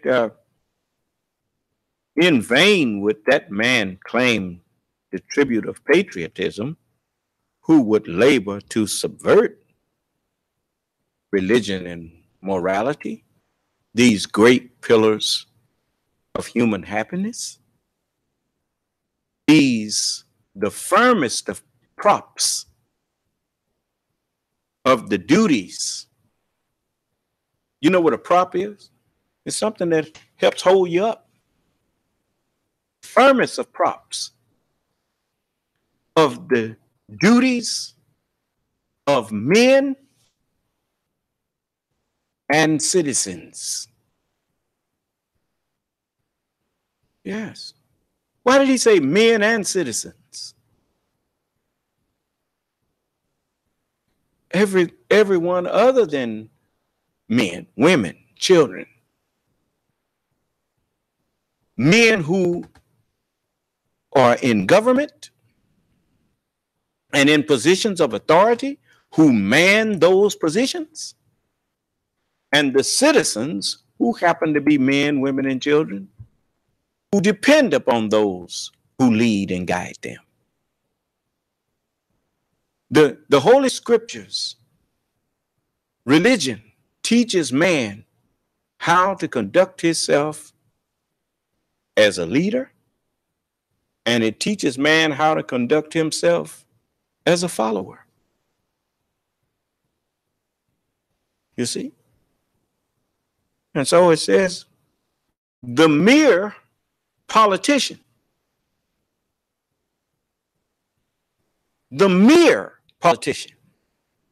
meaning George Washington didn't see himself as a big eye to the people that he served. He saw himself as a servant of his people. How do you know that? He put the word mere in front of politician.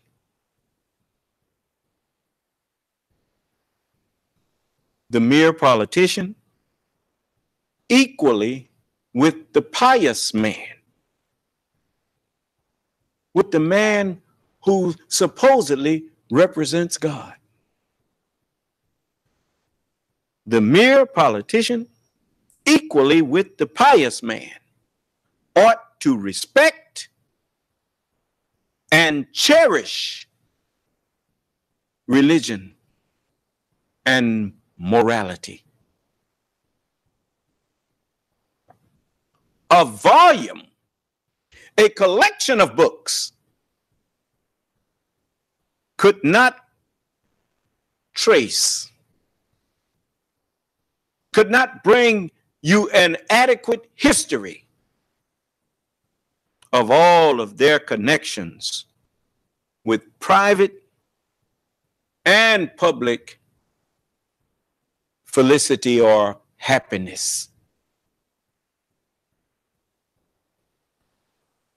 Let it simply be asked, where is the security for property? And you've had a good example of it in this man that's president right now. And in the housing bubble. But especially in this man that's president right now, because he got on TV and told people about his art of the deal is the art of bankruptcy. Borrowing money and figuring out a way not to have to pay it back. Ain't that something? The only mind that would think like that is a mind that is void of religion, religious principles, and moral uprightness.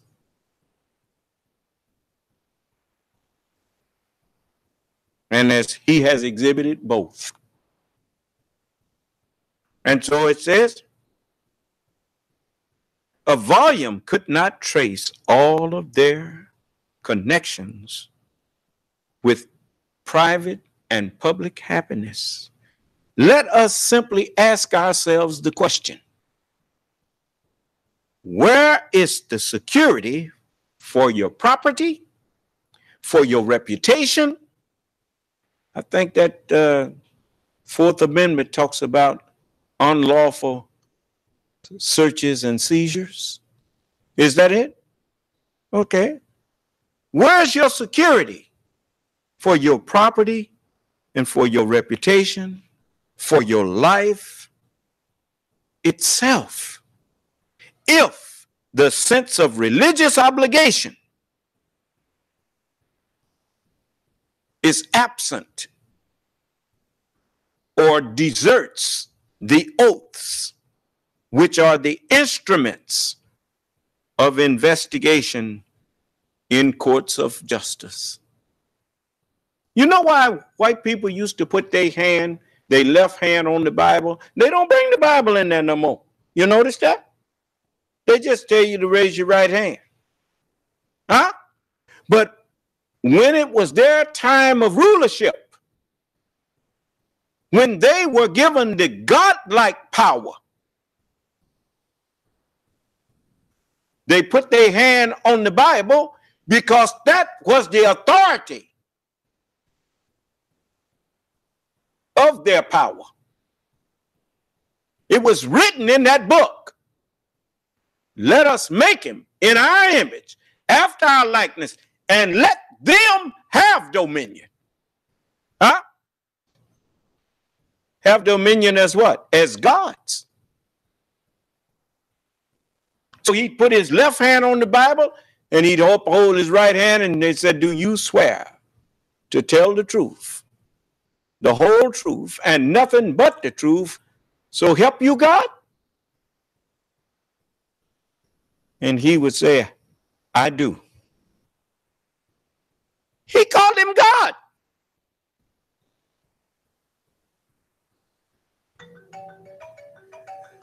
So we better. Told you the white man knew God was man. He been knowing that. You the one just not waking up to it.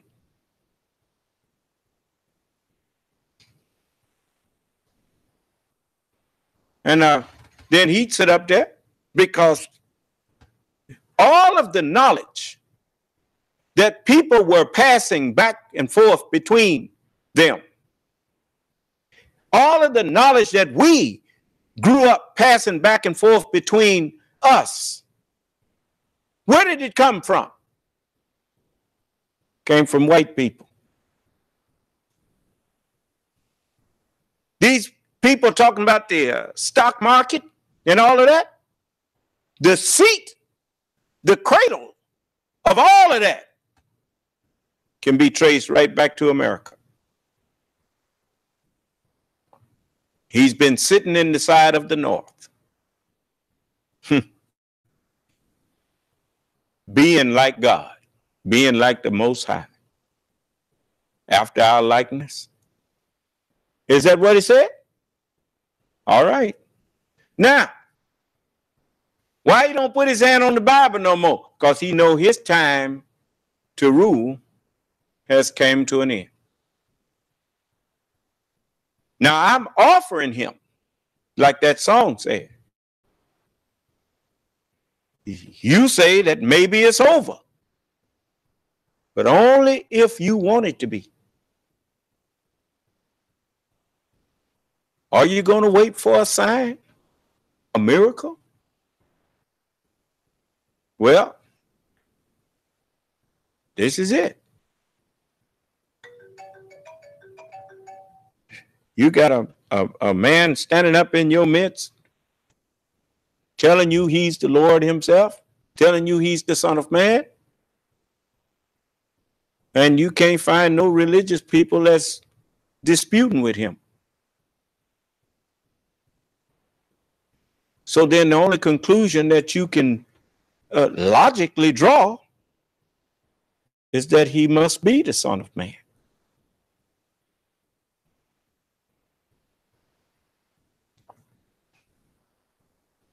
Well, this is it.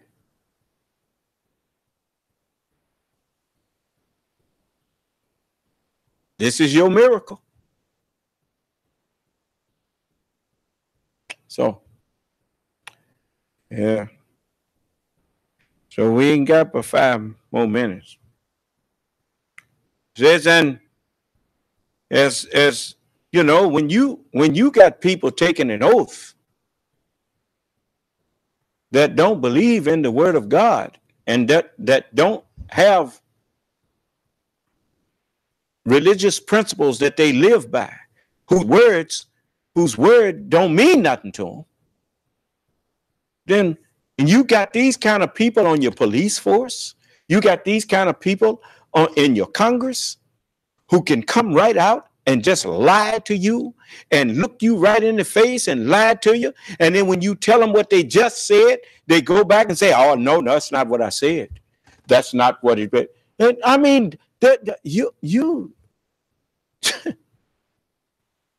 you being governed by devils.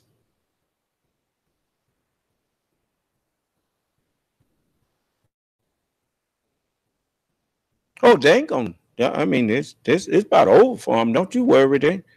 They think they gonna keep going. No, they ain't gonna keep going.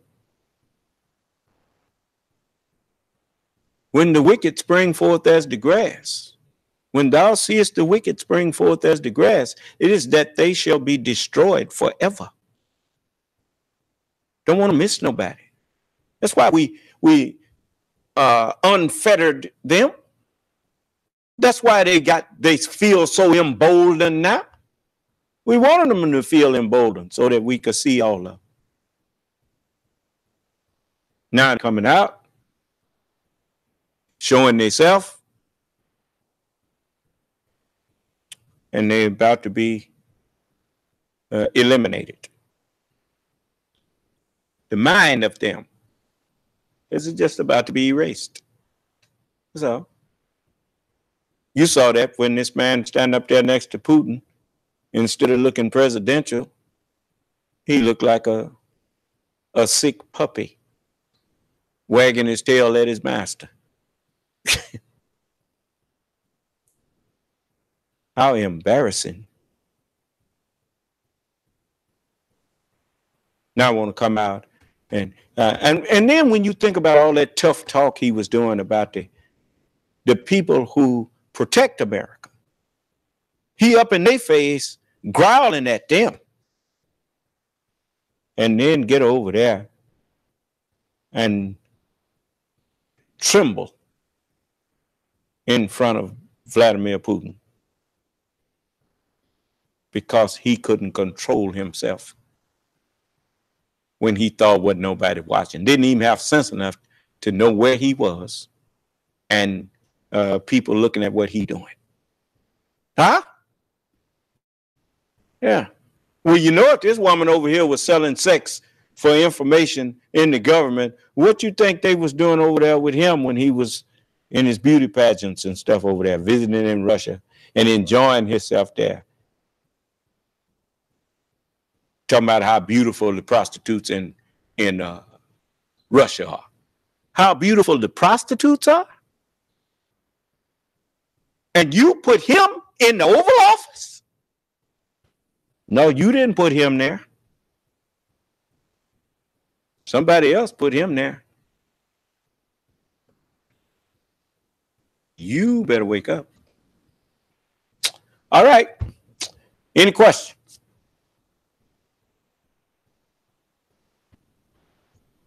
Then may Allah bless us all, keep us safe, and in our right minds. We'll take this up some more Friday, if it please Allah. May Allah's Salam Alaikum. This session is no longer being recorded. Goodbye. Goodbye.